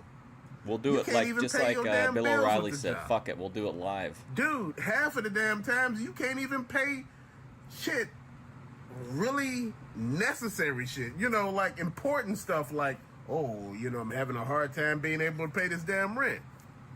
Your utilities, your car note, your damn cell phone. You actually need a damn cell phone. They talking about trying to do away with that, where you have a damn implant in you somewhere to be able to make a phone call. Dude, I don't need that. I don't want all this shit in me. Dude, What? I want to actually have physical copies. I want to actually hold my phone. I want to actually look at TV. Dude, I don't want no damn implant in my eyes where I could just project the damn TV onto the wall or something, or look at TV in my damn head. I don't need that shit. I don't need all this technology inside of my body. We already an antenna any damn way from all this metal they done put into our system. Now we sitting here looking at it like this, like hell, we like 6G right now. Look, bro, I'm just trying to figure out, man. They doing digital comic books. They doing digital action figures. Digital video games. What's next, bro? Digital clothes? It's crazy how this shit is becoming, man. And, like I said, nobody's arguing. Nobody's saying any damn thing. Nobody marching. Nobody sitting here just saying, hell, AI's running rampant. If you look at YouTube, AI done took over every damn thing. You thinking all these animal cutesy stories, they patting tigers out in the damn wild. They over there wrestling alligators. They cleaning barnacles off of sharks and honeycombs off of monkeys. I'm trying to figure this shit out. What are we really doing here, man? What's with all this nonsensical shit, man? Oh my God. You know what? What happened to just having pure common damn? I've been watching this guy for almost a year, and I knew he would blossom, and man, he really is. Since knowing that digital and not owning anything is not a good thing. That is an extra large lotion. You done lotion. lived your life forever, how long you done lived, and you should have something to show for it. If all your shit is digital, you just lost. It's crazy, man, how... If all your shit is digital, it's over for you, bro. Easy. They pull the wool on our eyes and just say, hey, look, you're saving space, you're saving time, and on top of that, you're saving this, and... Man, come on. Do I look stupid to you? You will own nothing and be happy. Dude, they getting rid of jobs. They're replacing them with machines and AI. And we sitting here thinking to our damn self like... When you get fired after 35 years on the job and your boss kicks you in the butt and says, hey, brother, a computer took your job, baby. That's hard times. You know, people just have a lot of time on their hands to do the things they want. How would you pay your damn bills? Have you thought about that with your happy ass? How would you pay your bills? Dude, I've been sitting here thinking about all this, but a lot of people... This is Uncle Tim's Rants and Reviews. I don't know if you can... The thing's always off to the side a little bit, but it's Uncle Tim's Rants and Reviews. People don't think about this because this is not,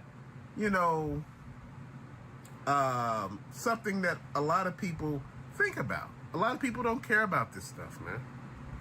I care about it because I realize something, man. I'm a hoarder. I like having my stuff where I can see it, Hell, I'm gonna come to grips with it. I'm a hoarder of this plastic crack and all this other damn stuff. Man, I'm just having fun with it, and my thing is I can see what I buy. Dude, this digital stuff that I buy on the PS5 and the Xbox Series X because of the physical copy games ain't worth shit. I'm trying to figure this out. Is this all by design? And the servers go down every now and then. The servers on Netflix and a couple of those other streaming services went down, and we had issues. Dude, they didn't offer us no pay difference or no pay cut on any damn thing or price difference, it was all for, a whole damn day. It should be something. You should let us know that you care. Dude, we've been putting up with shit because we are conditioned to put up with shit. We are conditioned to not really want nothing. We are conditioned to feel like we owe people something. You don't owe no damn body nothing. You never have and you never will. Dude, we are doing things because this is the shit we like to do. This is the stuff that we like, to talk about. All of these things, man, we're not really owning anything anymore. They finding ways to get you out of owning cars and, homes, where you can rent. They're building more rentals now because they're trying to get rid of homes. You will own nothing. They trying to get rid of cars in so many points by getting these Ubers, whereas you can drive these damn Ubers and that way you ain't paying no condo, but you don't own any damn thing. What is the purpose of going through this life and you don't have nothing? Everything is physical or some other bullshit. I mean, digital or some other. Dude, you want to sit there and be like, yeah, I got this car, it's mine, I can leverage it, I can sell it. Dude, they trying to make it seem like with these video games and things, they're trying to cut out GameStop and all these other places. The dongles, the digital downloads, bro, you can't do shit with none of that. Think about it. How's this going to work? See, they trying to already kill the resale market. Like they did with the gym shoes. They destroyed the boxes most of the time when these high-end shoes leave these stores. Like if you look like a reseller, they destroy the box. So you just selling the damn shoes. It's crazy how they doing this, man. See, the thing is, they're trying to cut out you making money. And like I said, man, and you owning things. This is Yeah, why I mean, I said don't we gotta agree- stay I on don't top of stuff, man. agree with him on Physical. everything, We but in need general, money. We need I cash. agree with the we sentiment. need to have that liquidity. We don't need credit cards and debit cards. We need that cash. Cash cannot be blocked. It can't be frozen. It can't be. Well, too, when it comes to physical media, and now this isn't always true, like, but there are cases online, a lot of them actually, especially if you're watching on YouTube, where like they don't even tell you, but like the movie's been censored. It's like a cut version. Whereas if you've got the DVD or the Blu-ray, like it's pretty easy to find out really quick. If you've got you can check the runtime and stuff like that. Like, I just feel like there's always benefits to physical media over digital. But I like digital, but I think they kind of get, for me anyway, they go kind of like, I don't think they're like mutually exclusive. Any damn thing. Cash is king, bro. And we need to make it seem like we understand that sometimes. You know, we love to use the convenience of the debit and the credit, but the cash part, oh man, see, if somebody try to rob me, I ain't got no cash. But guess what? They're making it like that. Who you think doing all this crime? Who you think these big people out here, these big business owners, these billionaires, if they wanted to stop crime, they could have. They're not trying to. Why? Because crime is a profitable business. Look at jails. Look at all of that stuff. It's all profitable. They're making money He's off just of all free over labor. the place in this You know, video. doing He's shit. tackling You know, a million, they get money everything. from the He's just a state free for, flow you know, of housing ideas. inmates. And you know, some of the people, man, you come to find out, some of them ain't really created no crime. You know, they've been lied on, man, and that's the thing that I've been looking at. This is crazy. How this whole damn narration is just playing out, man. This is why I'm saying we need to stand up. The pandemic, they tried to cut cash out because they said, look, you know, it might have a virus. Or then we need to cut food out because everybody touches food. But they didn't want to do that. See, this is how they try to get you with that bullshit logic. Cash has been around since the damn bubonic plague. Come on now. Some sort of currency somewhere. But you know, the thing is, this is how they try to get us. This is how they try to sell it to us. And like I say, if you let this shit happen, you're going to have this. It's going to be full steam ahead. It's going to be straight up, whereas you can't stop this. And like I said, you know, from now on, we need to pay attention to the shit that's happening. We need to pay attention.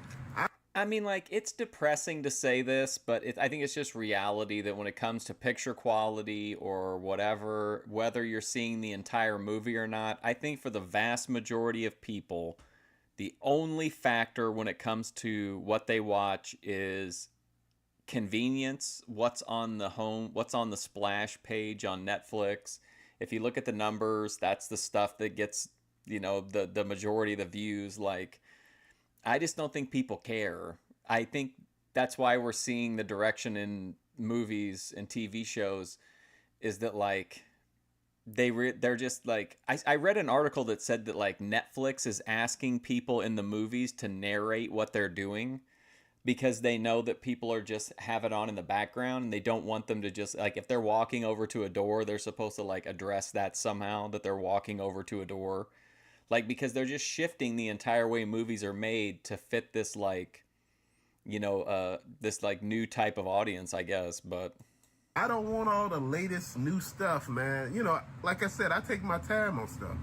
You know, I appreciate our brother Sanchi for, you know, donating to the channel lot of Spicoli sweeping, doing all the awesome stuff that he do here. And I want to say thank you, brother. I just want to make sure I say that. I say it any damn time. Thank you. You know, it's just, I love the physical. You know, if you look at it, you get rid of this stuff, man. What do we have? I watched it for a little while, but it was like King TL, D-Dog, Lasagna, and somebody else. I don't remember who the other, maybe Jeremy. You own nothing. You can block my damn account. You can freeze my account. I will not have nothing. You done froze my money. But if I have cash, this is why I always say have cash on hand. Make sure you have some cash at your disposal. Because anything can happen with your account. It could get hacked. And, you know, on top of that, you know, some of these places accidentally give out card numbers. I had my card number given out to somebody else on a receipt that had my whole damn card number along with the expiration date and every damn thing else. Oh, no. I said, damn, I had to freeze the account. I had to make sure, okay. they reissued me a whole nother. Man, because that shit was crazy. Where do they do that at? This is just what I'm thinking. Where do they do that at? This is why I say we need to pay attention. Where do they do that at? We need to not let these companies get away with this stuff. We need to not let our government dictate what we should do. Let's go. Uncle Tim leading the revolution. Who's Nobody in? else paying our taxes. Nobody paying these Let damn me know in the bills. comments We are if you're paying this willing to stuff. go. So why the hell should we be listening to follow somebody Uncle else Tim when into they're not the paying for any revolution. damn thing for you? You're not getting no discount or no deal on anything. They told you the prices of the cars were going to go down. The gas prices was going to go down. The prices on the homes going to go down. That shit went up. Yep. What are we really doing? Oh, the tariffs. The tariffs are not helping any damn body. Who are they helping? They Uncle haven't Tim started on yet, a but they done raised the scorcher. prices on Wow. everything already. What the fuck are we doing? Everybody You taking will own shots. nothing and be happy. And that's real talk. They're making sure they cut all the higher paying jobs out. Hell, people who are educated can't find a damn job out here in this. It's crazy as hell, fam. But to later, peace out. Hello, you. Okay, man, what a video. That was 100 mile an hour the entire time. What a performance. All right, I gotta go. I will be back tomorrow for Memphis Wrestling, Saturday for Boyd Watch Live. Yeah, I'm just kind of, I'm still thinking about the ending music from Primetime. You sent me the video? All right, I'll get it put up in the queue for Saturday, Vinny. And if you happen to talk to Alexa, just let her know to record. Okay, Vinny? All right, guys. Thanks for hanging out. I appreciate it. I will see you tomorrow. Oh, and I think tomorrow, by the way, we might take some time at the end of the episode and listen to the deposition between Jim Cornette's lawyer and the podcast company that screwed him over. I've heard it's really good. I think it's only like half an hour or something, but I think we might listen to that at the end of the stream tomorrow. What Grid 1 could never do. Anyway, all right, I'll see you later.